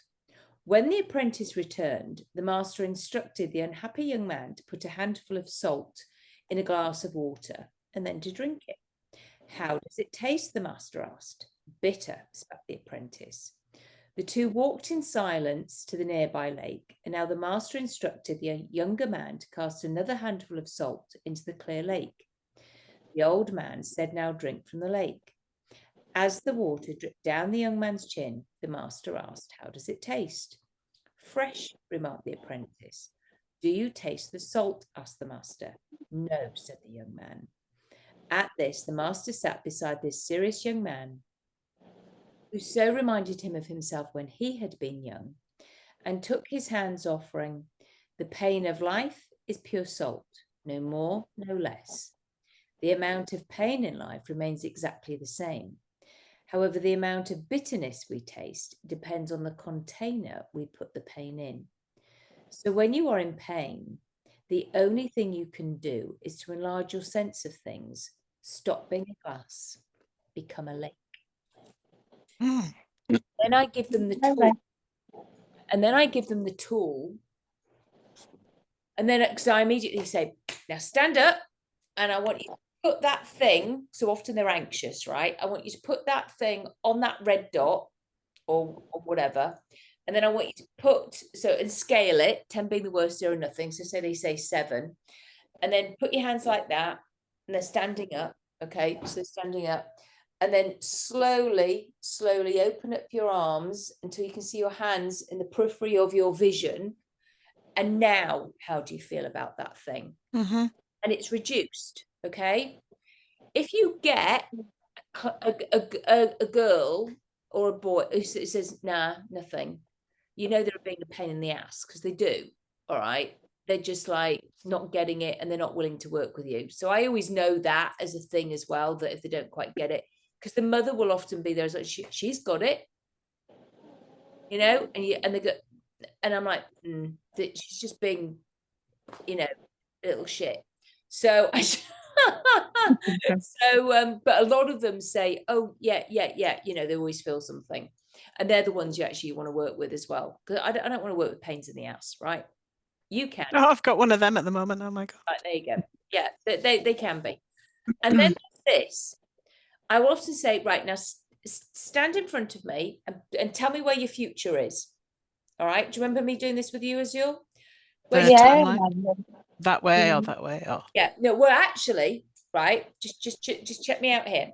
So where's your future? And they go like that. And then I stand behind them and I say, do I have permission to touch you? Yes. And I grab hold of their arms and I go, that's your future. Oh, okay, great. Yeah, I'm that's standing right- something. yeah, I'm standing right behind them. And then they go, oh, I do that with all my clients. Okay. And I go, right, put your future. I said, do you want me to do it again? They go, yes, please. So put your future. I go, that's your future. Now you might get somebody who resists, but that's because they think they've got to. And I go, no, just go with me. That's your future. And I have helped people with suicidal ideation just from that. Mm-hmm. Mm-hmm.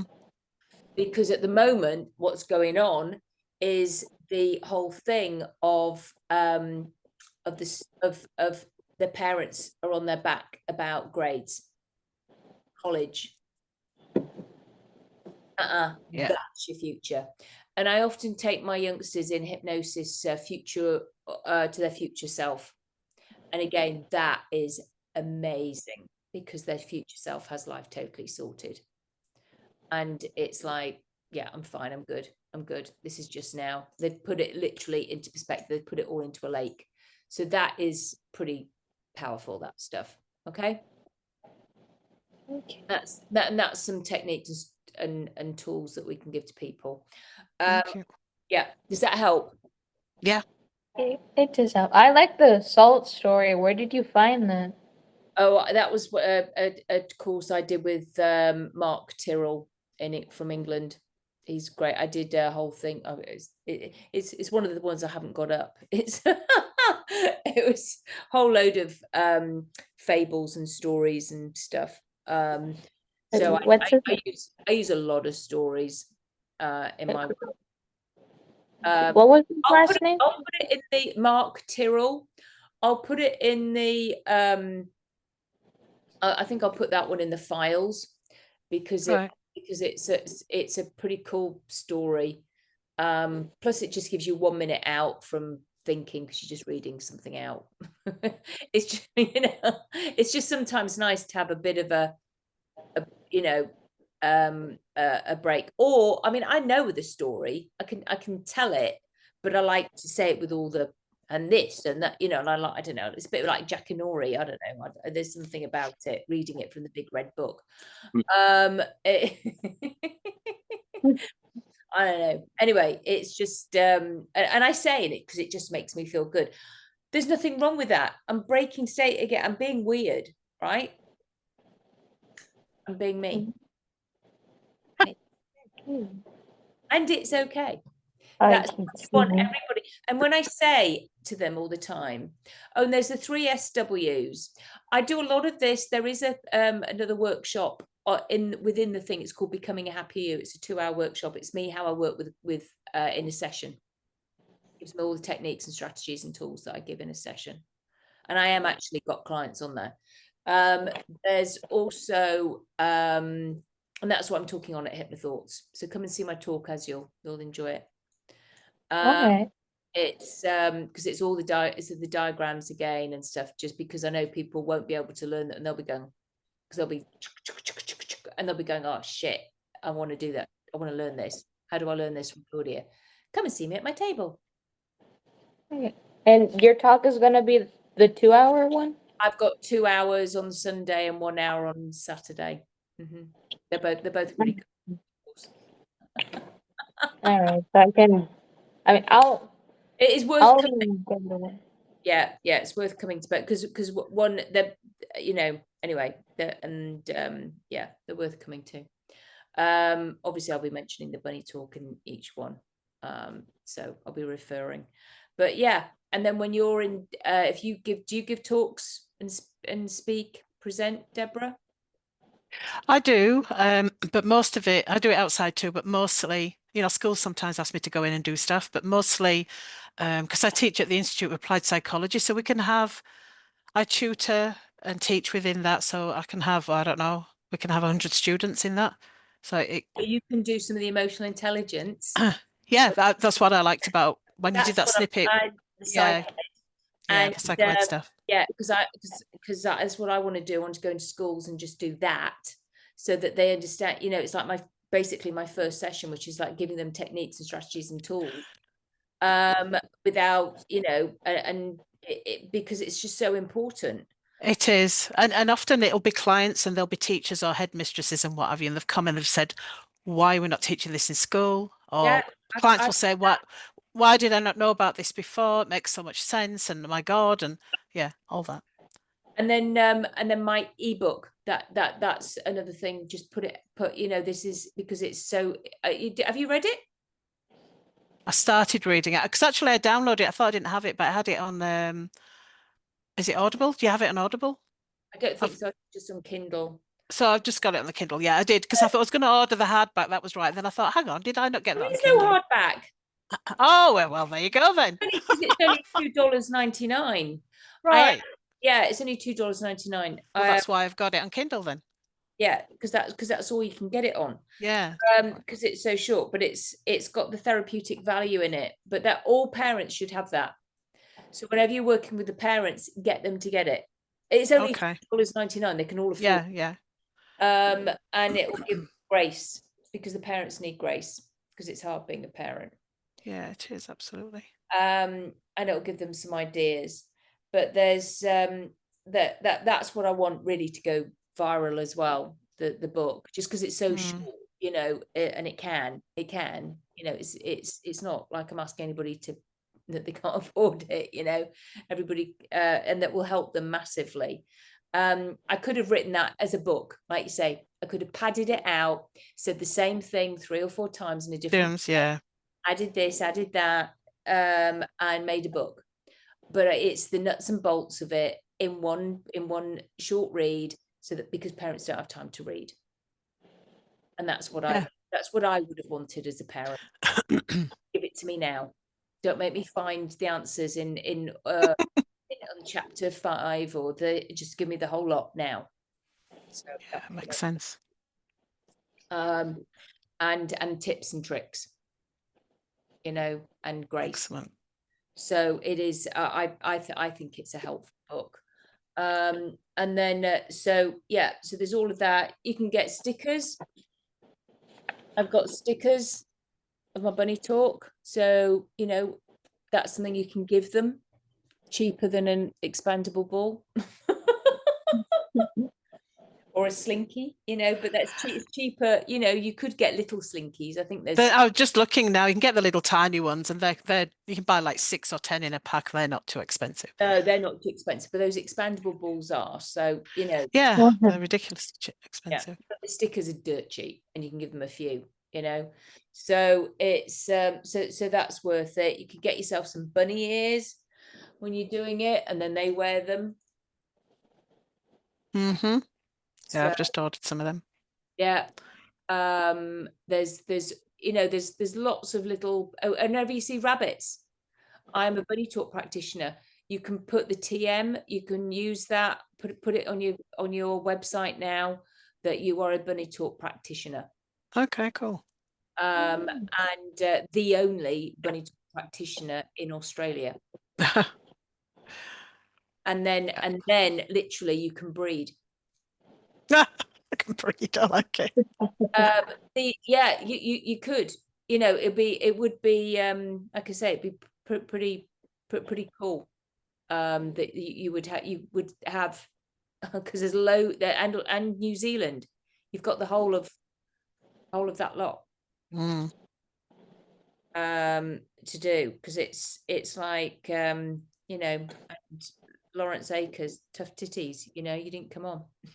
He was ill. Oh, Lawrence, I know, bless him. He's nice, is Lawrence. I know, and there was another lady as well. There was quite a few. They want to do it, so it's like, but they just didn't this time. It wasn't the right time. So there were loads of people that were interested. I had 60 people on the call. Rebecca Privilege, but the hours for this one didn't, because she's in Perth. But you see, I don't go with that, because I told you I do trainings, quite a few trainings in England, and it's 1, 2, 3 in the morning here in Australia. But I just go, well, if I want to do this, it's just something I'm going to have to do, and feel a bit jet lagged for the next day. You know, that's just the way it is. But it's what you're willing. It's what you're willing to give up to get what you need. And I did. I don't know if you know him. What's his name? Andrew Austin. He does the metaphor of movement. It's just amazing. Actually, some of what you. Yes. Yeah, Andrew. I can see some of what Andrew does at play in this too. You know, there's a bit of. Anyway, so he was doing the training, and yeah, it was we finished I think 3 o'clock in the morning, and we did that for days. It wasn't like one day, it was like several days. I think we did 4 days, can't remember, and then we'd have to do it again and again. Yeah, we were exhausted. Yeah, I'm training with somebody in September. We're doing a swap. He's doing my bunny talk. I'm going to do his metaphors. It's with Dale. With Dale, yeah. It's mind blowing. No, I train with Andrew, because Andrew's not doing it that much. I think he did one the other day. He's doing one at the moment, but it's mind blowing. I mean, that man's knowledge and the application and the use of language, it's just you'll be like going off all over the place thinking, oh my gosh, I can incorporate that. That makes sense. That's now I why understand. I'm doing it. That's yeah, I mean, because when you're doing the body thing and all of that, there's you know, it's embodied, right? There's the metaphorical. Well, I'll give you an example. So this is what I use with my clients. So one of the things that Andrew teaches really on is like, what you talk about, what's it like? So it's not the diagnosis, it's not all the other stuff. You want to know what's it actually like.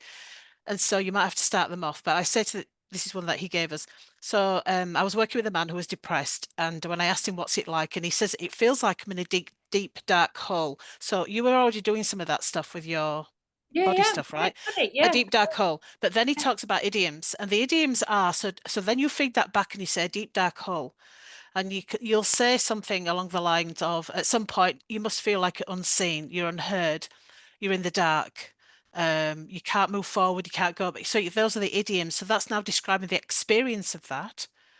And then you do this little thing where you say, imagine this very strange world. And I get them up. I don't know if Andrew does, but I get them up and we say, we're walking down this mysterious road and we come across this poor guy who's suffering with depression, is in this deep, dark hole.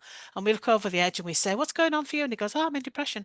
And we say, that's fine. Because one of the things you've asked is, what do they do next? So let's say this depressed person drinks as their solution. So then you say, okay, I know what to do this. I know the answer. And you throw them down a bottle of whiskey. And then you turn to the client who's with you and you say, what does that sound like to you? And that's when they have that moment where they go, holy crap, that I've got to stop doing that. So we call a stable attribution. It's fantastic for getting under stable attribution. You know, when people don't want to change or can't change or don't know how to change. Wow. Gets right under that. It's, oh, you'll be mound. The other one is just quickly, he gives an example of a woman that he saw that was, when he asked her what's it like, she said, I'm up to my neck in the shit. Up to my neck in my shit. And then you say, then what happens? And then she goes, I just keep my mouth shut. And so then you get to the point of saying to them, you know, what would be more useful than to do? And she says, I need to get out of the shit. I just need to get out of there. Because she was in a situation where everyone's throwing shit at her all day long, right? So there's parts of it that align with what you're doing, but he goes into such incredible depth. Is amazing. He really is one of the few people that I've gone mind blow. Yeah. Very intelligent, very educated. He does some other weird stuff too. So if it doesn't bother you, he does magic stuff and some more weird ritual stuff. But anyway, ritualistic stuff. But that's fine. But the metaphor of movement, I actually asked him, should I do the IEMT, which is the one that precursored Yeah, that? I'm IEMT trained as well. Yeah, I heard you say that. So he's getting all the evidence, the research evidence to back that all up, right? Blah blah blah. But when I asked him which should I do, he says do metaphor of movement. I said okay, so that's what I did. Yeah. The resource it gives you is great, and I've just I did IEMT and then I did the blast technique and I never used yes, and I never used right IEMT again. Yeah. Well, look, this in fact, you know, when I'm doing the eye movements, so when I'm saying that, because that's where I got that from Nick Davies in the blast technique to say it, but that's the only bit. But that's why in IEMT you don't say anything, but I think I like that to say something. And he says a different phrase, but there's only one word different, but mine is in the Bible. Right, okay. The knowledge and the understanding is in the Bible. He uses wisdom, learning and understanding. Right. I say knowledge because it's in the Bible. And knowledge is embodied, right? That's the thing. Is understanding, but you don't really understand it until you have the knowledge, and that knowledge is you live it. Then that's the difference, I think. Yeah, I like that. Yeah. And he uses the light pen, which again is very good. But I can't use the light pen. That is his. I use a thumb. You know, the thumb that lights up on the end. All right. I've used that before, just because it's for the kids. You know, it just. So so again, you could use. That's why I use the bunny, but the bunny is the anchoring of. So I find that useful. So I have taken bits from. Things, but it's like I used to draw around my children's bodies when they were little, and it was like that's what I did, and it's more playful for children with the animals. But I must admit, I mean, so I'm doing mirroring hands hypnothoughts. I'm learning that, and I was like thinking that basically, you know, if you've got one animal here, because I've done. I already used parts work and I do that, so I probably do already. And now I'm doing it. You know, I'm like, why am I doing this? But anyway, it's like actually, parts work you could do that if there's a mother and a daughter problem. Yeah. Well, Richard, I know of Richard Hill because I was on a board here of the International Street Psychotherapy Association. I've stepped back because I can't do it all, right? And Richard comes in, he's one of our members. He's one of our board members. is Richard. And it's funny though, the mirroring hands, a lot of what he does is really great and everything. And I was just shows you how you learn so much from others. And one of my students, ex-students, was telling me about the submodalities thing, and they were doing this thing. And I was like, she's not quite got it right. And then I suddenly had this thing. I thought, well, why don't we do it like we incorporate Richard's work too? A similar sort of thing to what you've just done there. And I think when you understand the principles of what you're doing, you start to see stuff everywhere, right? And so we did this thing, and then so they got it in the hand, did the thing, and then I said, and then you put it back here into the heart. If it's, and she was like, oh my God. And I said, I don't know why I just thought of that. I was like, oh yeah, that's something. So again, it's just, you just learn all the time, right? You do it. And then it's like checking that you do an ecology check all Yes, yeah. happy with the negotiations made. You Yeah. know, are both happy? Is everybody happy? Does anybody need to say anything? You know, Yeah. it's like, so that, you know, there's so many ways. I mean, to be honest, right, EFT could do bunny tapping. Mm-hmm. Yeah. There's so many different things we can do with it. So, and as I say, once I've got the metaphors of movement, it's like, well, like you say, I'll probably be mind blown. You will, and there'll be lots of things you can go, oh my God, because a lot of what I incorporate a lot of what he does, but and even just using those little simple stories about explaining, so it's a dissociation technique too, right? But it also helps with this idea of stable attribution, yeah, of perspective, and they see it from another perspective. And I'm the same, I get them up, and that's why it's called metaphor of movement, because the idea is he wants you to be physically moving too. Yeah, so he's recognized, yeah, and I absolutely. get my clients moving. So it's like we all naturally, isn't it interesting how we all naturally kind of do stuff? Yeah. So it's like, so I have my monkey story as well, but I got the monkey story, and you will have heard it. I got it from the coconut. I got that from what's his name in England? It's the chimp paradox. Yeah. That one. So it's like, so I'll like say to, and I've got another story because they always want to let it go. Is that the 5 monkeys in one room? Oh no, the learned helpless one? No, sorry. No. Go on. So I'll tell you. So this is so it's called How to Catch a Monkey. Now, monkeys live in the jungle, and they go with the coconut and the rice and the hand in. Yeah. So let me just tell it. So cool. They go tree to tree, so we can't catch them. So what we do is we bury a vase, because I have to say it in American, in the sand or the soil. We put in a shiny stone or some fruit, and we go and hide in the bushes. Now, Monkey has been watching you, and Monkey's very curious. So Monkey climbs down off the tree, pops his little hand in, grabs hold of the shiny stone, and he gets stuck. You come over, pop the net over Monkey. Monkey's trapped. Monkey's lost his happiness. Monkey's lost his freedom. If only he'd let it go. And then I say to my clients, now I want you to do that. Yes. Let it go, let it go, let it go. So people know that, but then the next order that I've added in is let it go, let it go, let it go with your hands. And I've got thousands of clients, because I had a schoolmaster say to me once in England, God, I was terrified of him as a client. And he goes, I know that story, as I was telling him, right? And I went, right. And I went, and now let it go. And he went, right. Oh. And he came back the following week and he went, by Jove, that that letting go bit works. So he knew the story, but you've actually got to. But he hadn't, and he hadn't got the understanding and the knowing from it. That's the thing as well. Got to actually let it go. Yeah. And then I say, because you are this magnificent tree, and these branches, and a bird comes and lands on your branch. A bird is the thought. Well, we all know what happens with birds and thoughts. You get another bird, another branch in this hand, and you've got all of these branches up here, full of birds, full of thoughts, and then they make nests, and then they have babies, and then they crap all over your tree. And it started with, I've not heard that one before. I like that. And it started with one thought. So again, it's another analogy, it's another story. Yes. So I use loads of stories, and it started with one thought. You will have a thought, but you don't need to let it make a nest. And then I say, hold your hands out. I mean, I literally give them one after another after another. They're like, hold your hands out. And I'm going to put a thought of a feather in one hand, the thought of a kettlebell in the other hand. Which one's heavier? And they will go, kettlebell. I go, nope, both the same. It's just a thought. Isn't it interesting how much weight we give to these negative thoughts? You will have the thought. You will have the thought about vaping. You will have the thought about having a packet of whatever, you will have the thought of da da da da da. Just a thought. Hmm. Put it away, let it go.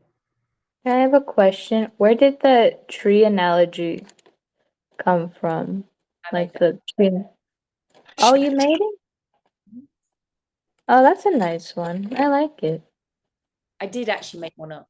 I did have somebody, well, actually my Reiki person who talked, he said something about, or he didn't say go on about the tree and the shit and everything. He just said, we all have a bird as the thought, but you don't need to let it make a nest. And then I thought, and then I made it into that. I like it. It's good. Yeah, it's a good one. Hmm. So there's, so it's similar, but it's like, it's just giving people this, you know, and then they go, shit, yeah, I just feel better, just let it go. Fuck. And then Bob Burns, have you heard the 3 SWs? I think you have. Some will, some Yeah, won't, yes, some yes. will, some won't, so what? Yeah. Some people will like you, some won't, so what? So what? Some people will, some won't, so what? Let's move on, next play. In sport, and I say to people all the time, in sport, or do you play sport? And they go, yeah. And I go, right. So when you missed a goal, or when somebody missed the hoop or did something, did you all sit down and cry? No. I went, right. You just went next play, didn't you? Like you did when you went straight back on that horse. Yes. Next play, next opportunity, next play. Builds resilience. Just get on with That's it. right. Life. Just get on with it. That is a Yorkshire trait, though, isn't it? Yeah, and they go, okay. Terrified of me in England, in here. This Yorkshire woman. These Yeah. about. Do you get, sometimes they'll say to me, oh, you are funny. I've had that, they go, you are funny. And I don't think they mean funny, ha ha. Oh, you are peculiar. You're peculiar. You've got a very unique way of looking at things, really.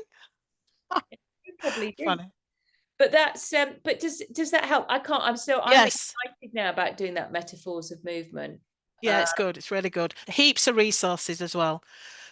Gives you heaps and heaps. There's a lot to it, but it's good. It's a good thing. And I like the way Andrew, oh, you're not doing it with Andrew, you're doing it with what's his name? But Dale Turnbull. Dale, yeah. Did Dale learn it from Andrew Austin? Or? From Andrew, yeah. Only people that have trained with him can Train and it. there's only so many trainers. He's got, because he's not into promoting himself and all of that. He really isn't, and he prefers that he trains the people and they go out and do the work. I think he was in a bad place from what I can tell in the NLP world there for a while. He was with Bandler and all of that, and then he realised there's some things that were not quite right with the whole thing, and just the NLP world has generally became quite disillusioned with it. Just because the type of people, I mean, I'm not saying that because I use a lot of techniques too, right? It wasn't that. It was the world that in which he found himself. And he had to, I'll tell you something, he may tell the story. He'd been working and doing a lot of NLP work, and he worked with people because he worked as a mental health nurse. So he was working with people in the hospital. Long story short, he followed up with his clients. He'd been doing about 8 years of work, and he did the whole, evaluation thing, which he hadn't done before. And he got back really loud and clear. Andrew's lovely, he's very caring, this, that, and the other. And it was very interesting, but he realized none of it stuck. And he realized, he said, I've just wasted 8 years of my life, and obviously helping clients, and there's not been a significant change. And that's when he went down this other route and he started doing other stuff. And What with yeah. the NLP? Yeah, people were saying to him that the feedback he got was it wasn't lasting. So he said that it was a big wake-up call for him. And I don't know how he was doing it or what that looked like, but he just talks about his Genesis journey and of how that happened. Oh. Yeah. So yeah, it's great. You'll love the training. I don't know what Dale's like with it, but I was lucky to do it with Andrew. But again, he's had some illness, so he's had to be focusing on that. So I think that's the other reason why he's had to let some of it go. But it's great. It's really great. All the different models, containers. So we talk about containers. When someone's in a pit, it's container. And often that's come from childhood. where some restriction or something was put on them, or they were made to take responsibility when they shouldn't. And that was my story. So yeah. So things like when they do metaphors, they do the drawings, people are hanging themselves, people are in containers, other people are in partial containers. Sometimes people talk about being on the edge. It's all linguistics. You listen to the wordage. So when someone says, I'm really on edge, I'm really on edge. So, you know, and you draw it, you actually draw what they're imagining. Yeah, Dale's done it on me because I met him at Hypnothoughts last year. Great, great. And So you've had an I've experience. had him, yeah. So Yeah. and I found it, as I say, fascinating. It is. So it's like what, 9 till 5, 4 days? Yeah, I think so. It was long. Mm. I can't remember how many levels I did, but anyway, it's just so good. And idioms is a thing that you have to really learn because you never really stop learning those. But that's the thing that people were worried about. What do I say? And you know, so like if someone's in a hole, it's that idea that people are just walking over you. You've got to imagine what would it be like if you're in a hole and everything else was going on around you. Well, people would walk over you, right? Because they wouldn't see you, they wouldn't hear you. You feel like you're in the dark. You're in the dark because some people can talk about feeling like they're dead or buried. You know, so you just throw it out there. And I swear to you, honestly, people think you're a mind reader. They go, "Oh my God, how did you know that?" But And it's don't we just, do that anyway? Because I'm sure we kind yeah, of do. but it's the fact that we know it about them. You're talking their experiential language. That's when you get them. You build rapport so fast with them. They're like, "Oh my gosh, how did you know?" Great. I'm excited. Yeah, it's I good. bet that would tie in really Oh, well. tying a lot with what you're doing, absolutely. I won't be able to train it, but I'll be able to You can suggest. you can suggest and put bits in and Well, I language and suggest that they might like to, it will do the training, and then yeah, because I think everything, sometimes it's about having a bit of this and a bit of that, yeah, I think so. so that you can tie it all in. I'm like a magpie. I just take stuff from all over the place, and then you've got more tools, and you're like, this will work here. Try this over here. That's not working as well. Let's try this. I don't know about you, but instinctively, you know, you just get this thing. My brain will go, just try so just do that, and I Yeah, go, okay, that's your intuition, yeah, exactly. this now, and it's Cool. so yeah, so that's exactly what I You'll do. enjoy it. But you are kind of like just literally ideal. So if you can, that would be brilliant. Because it's like I can only imagine the next one I'll probably have to end up training in America. It'll be American ones, and that'll be way too far. Yeah. So it's like an opportunity. Plus, I bet in America I'll probably be charging double by then. Yeah. It's not much, and I'm getting, you've got the accommodation, but it's just like hopefully you can, because it's something you can't do online. Yeah, no, I understand why it has to be in person. I do. I'll see. As I said, I'll see what I can do. I'll try. Not a try. I'll do what I can to try. Listen to me. I will do what I can to make it happen. Yeah, That's do what what I you meant can to to say. make it happen. There you go. Yeah. Because it would be, like I say, because it would be such a, well, anyway, I don't need to tell you anymore. Yeah. But feel free to ask me any other questions about it. But like I Will do. say, there are only a few people that I probably like Austin. Don't want. Yeah. Very personal thing. Yeah. That's right. And it's not. I mean, well, there's so many times I've thought, oh, I could put this together, put that, but I'm similar. I don't want that. It's like in my field where I am, I'm pretty well known, but I don't want any of that because it's not about me or that. It's just like go off and do your thing and do your work and help people. It's not about me. But there are others in this field that I'm not criticizing them. It's just that that's not what I do it for. And I think Andrew's the same. It sounds like you're the same. There's many people like that. Well, yeah, to an extent. I mean, but I have to be because you're in America and it's sales. Yeah, absolutely. That's what I said. There's no criticism. And look, don't get me wrong. Andrew's selling. You know, he's selling this course and teaching this course, and he has. I'm assuming he probably takes like you said before, a percentage from the people that he's trying to train. But he doesn't have a lot of them. He's very particular on who. I'm not a trainer with him. I've never gone and done that. Yeah. But I'm very. It has to be somebody who has the same beliefs about Yeah. and who do it. Yeah, that's right. Already who likes to train. Yeah. Go, sweetie pie. Okay, thank you very much. No. Did you have a question? Did you have a question? No, No, I was only gonna ask, was class over? Yes. Oh yeah, we're just gibbering on. I'm taking up Claudia's time is what I'm doing, so I need to go. Yeah. Because she's got a life I outside was of us. adding in some little extra stories, and then we started gibbering about. Yeah, we're just gibbering on. I mean, So, I still yeah. liked hearing it, so I didn't Okay. mind. All right, I know it's late for you, sweetie. Well done, Azul. You did absolutely fantastic. This isn't the end of it Thank because it's a Facebook group, right? So it's not like bye, see ya, off you go. Mm. It's continual stuff. So it's so and obviously I'm in touch with your mummy, Azul. Okay. Well, thank you, Claudia. Bye, sweetheart. Bye. Yeah. So bye, Azul. Bye, bye. Thank you. Well done. You did great. You did good. That's She hot. did. She lit up. Yeah, that's good. Excellent.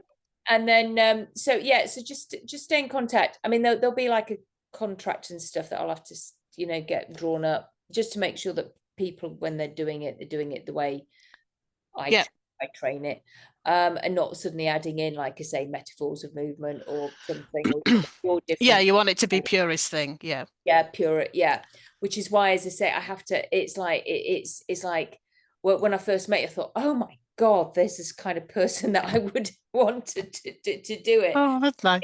It's like, yeah, but it doesn't happen often. There's like Neil, when she said to me, she's the one from Belgium. She's coming along.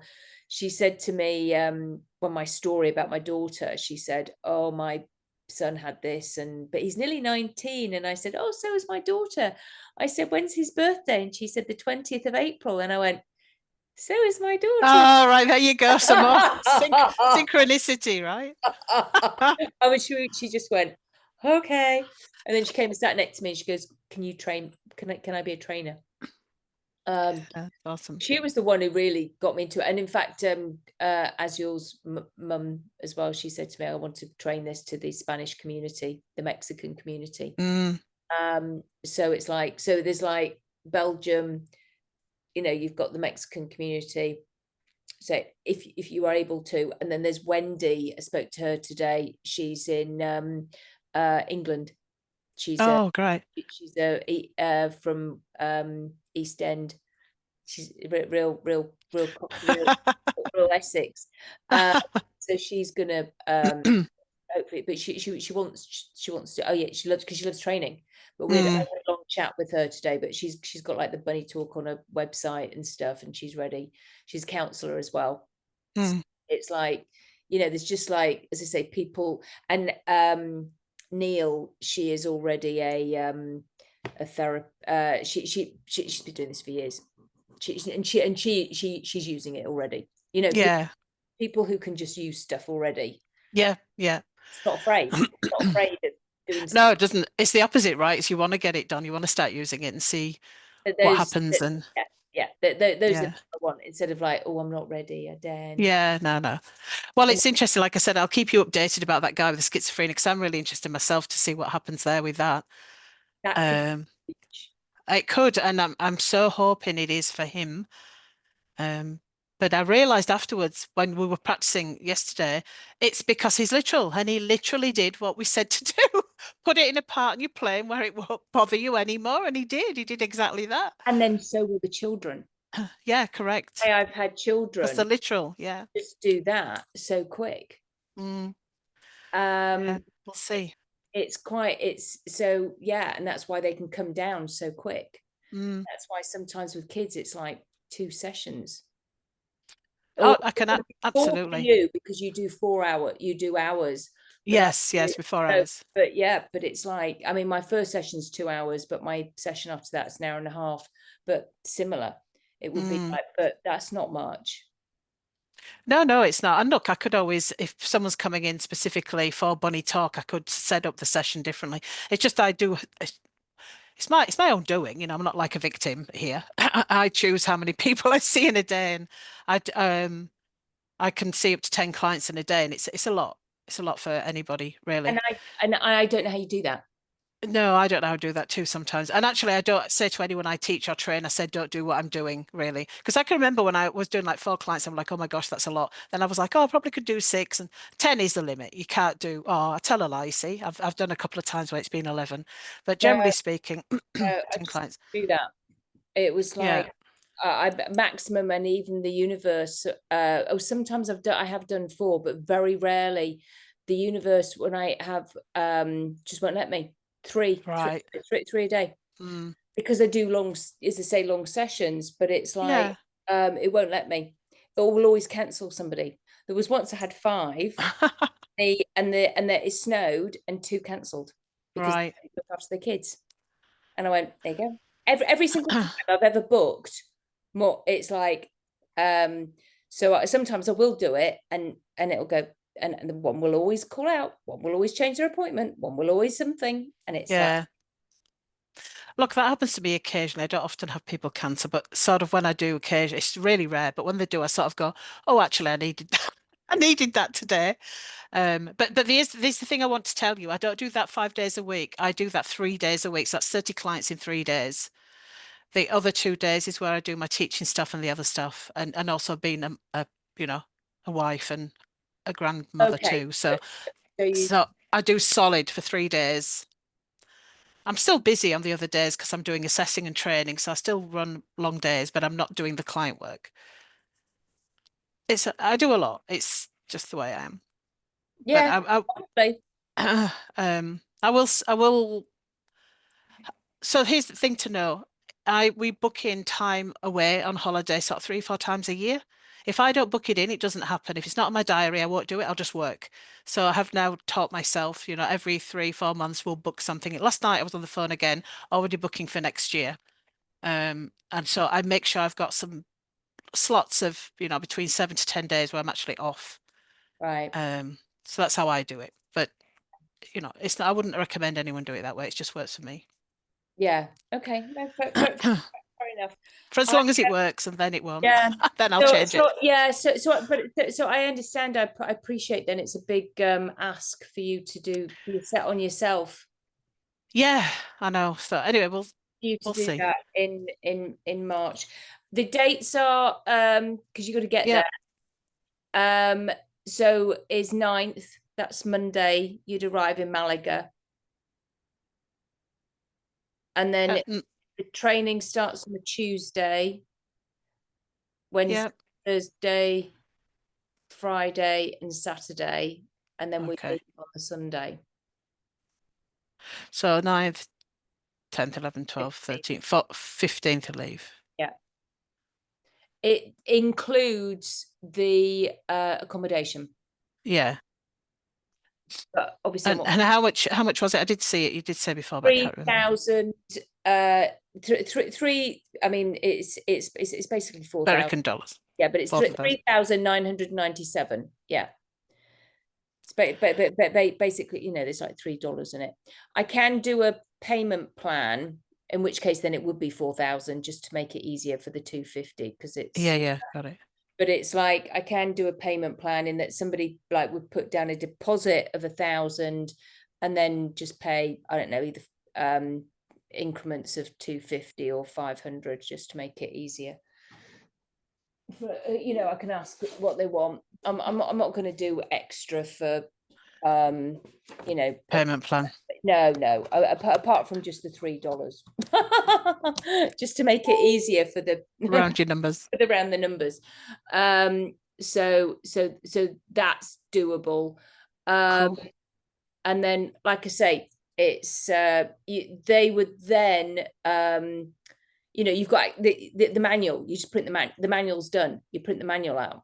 The logo's done. They join the Facebook group, so they're just part of the family.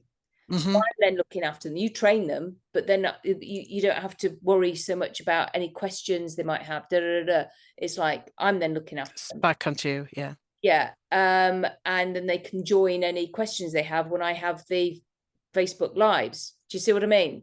Yeah. It's like then they're part of the Bunny Talk family. Yeah. You are their local person. And then if when, yeah, and then I'm going to get a register so that actually there's going to be a whole thing of bunny talk practitioners. People can locate where they are. They will then each pay a fee of once a year, I don't know, Yeah, I know. $95 or something, I don't know. And then but the trainers won't. That'll be you won't need to pay that. Yeah, got it. But yeah, I will get 25% Commission. a commission of everybody you train. Okay. And of whatever you charge. Yeah, got it. You might not want to, you know, it's that's what it'll be. And then that just it's and then you can talk about it, you can present on it if you do presentations. Yeah. You can present on the bunny talk and showcase it to get people to do it. You can do doing group, and if you want to work with me, if you want to train in this. Look, I've got such a wide network of students, ex-students that have trained with the Institute, that I know would love to do this, and it could incorporate into what we do. Yeah. Just to help more children. Yeah, that's right. Well, adults too, but particularly children. Yeah. Sorry. It's fine. So yeah, because I mean that would be quite nice for Beryl and me, and then I don't know, maybe there might be, who knows, if I meet some other people who I think are because suitable. Yeah, I mean Kevin's lovely, but there's no way he could cope with the psych ed. He can't. It's okay. You've got to be sorry, and the training of it, he won't be able to train people. Train it, yes. The psych ed has to be it is a certain acumen, I think. Yeah. That can understand that and take it in. So yeah, it's just really will be only I will be inviting people. Sounds mean, doesn't it? But no, it sounds sensible. I'd much rather it was kept pure and with yeah, right people. I as I say, I may do an advanced bunny talk practitioners thing, where again everybody can you know, I'll be training it, but that's more how I work with how they, because like well, because there's been some people go, well, what hypnotherapy did you use? What did you do? And I thought, well, I'm not going to sit here and explain my whole session. whole process out. Yeah, I think that needs to be probably in an advanced one, and more of the metaphors, more of the whatever that I use, like I've just told you, like I've shared with you. Yes, yeah. The tree analogy and the stuff of what you do. To help that, not everybody learns that in a training. You know, it's because you haven't got time if there's like too many. But that works. You see, I use something similar to that, but I've not done the, well, the problem is I can't actually touch them. Maybe I can get some sticks. Velcro on, so I'm not actually physically touching. I don't know. But or get a parent to do it if they're allowed. Yeah, if it's a child, yeah. But yeah, so that foveal, you know, that sort of open vision thing, which is, yeah, I get that. I do that with them all the time, but I've not done that very quick. You know, it's a shock to the system type thing, isn't it? Right, when you do that. Interrupt. Yeah. It's a quick one. Oh, it was profound. I can see how that would work, definitely. Yeah, I got that from Dr. Anna Marganolia. Oh, I can never say her name. Margalina. She's Russian, and she did it on me, and I just went. I literally gasped. Yeah. And it was profound. Yeah. And that's what people need to be. We need to share that. Need to share it. Well, it's that hyper-focused trance sort of thing, you know, like anxieties like that, right? You really need them here. Yeah. So it's just a complete shift. Yeah. And that was all I did for 1 year, and he was like, what did you do? Awesome. Cool. It's crazy, isn't Well, it? thank you very much, Claudia. It's been really wonderful listening to you and learning from you. So thank yeah, you. no, thank you. And it's so much fun. Oh my God, so much fun. It is. I'm Yeah. so glad you're from Yorkshire. When you said you're from, I was like, she's from England. I'm like, I think she's from the north. And then you were like, I know, isn't it from? so funny? So funny. It is. You gotta love it. So yeah, I mean, I've thoroughly enjoyed it. It's been it's like being with a friend. So you are my friend now. So I love it. But yeah, there's so anyway, we'll just stay in contact, as I say, and just it'll be interesting to see what you think to my little questionnaire, because as you're a trainer. Yes, I will. No, it's been great. I've loved everything you've done, and I like that you're much more organic. Because when you said I'm not going to do the book, I was like, oh, thank God for that. Because it's like death by PowerPoint or death by manual. It's like, what are you doing? I can just read the manual. I don't need you to read the manual to me as we're going. You know, I just don't get that.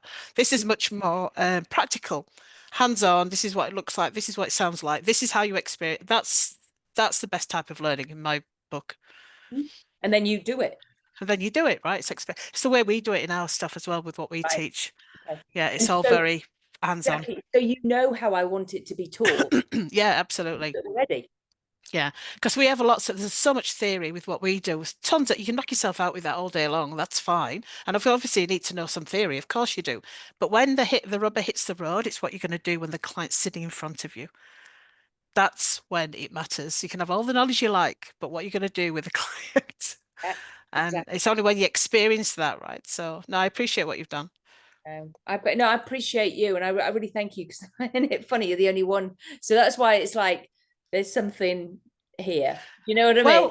Well, the funny thing is, I almost didn't do it. It just came up. It was through what's his name, Lawrence, and it just came up, and I was like, and I've not heard from Lawrence, because I was going to rent a room from Lawrence years ago, and then that didn't happen, just because stuff got in the way, and then COVID, so no one was in the city, so there's no point in doing that. But it just popped up. Lawrence popped up, and that's when you did that 1 hour with Lawrence, and I thought, oh, okay, I might sit in on that. And just because I had those other clients that I was telling you about, those 2 or 3 young people. Yeah. I thought, well, I'll see what she says and see if there's anything that might be useful. So that's how that came about. So it was through Lawrence that I got to you, obviously. Oh, well, good. Anyway. Excellent. Very good. Well, it was meant to be. It was. I'll stay in touch. I will do. All right, then. You take care. Have a good Bye. night. Night? Is it? Yeah. Good Night. night. Bye. Right, Bye. good Bye. day. Bye. Bye. Bye. Bye.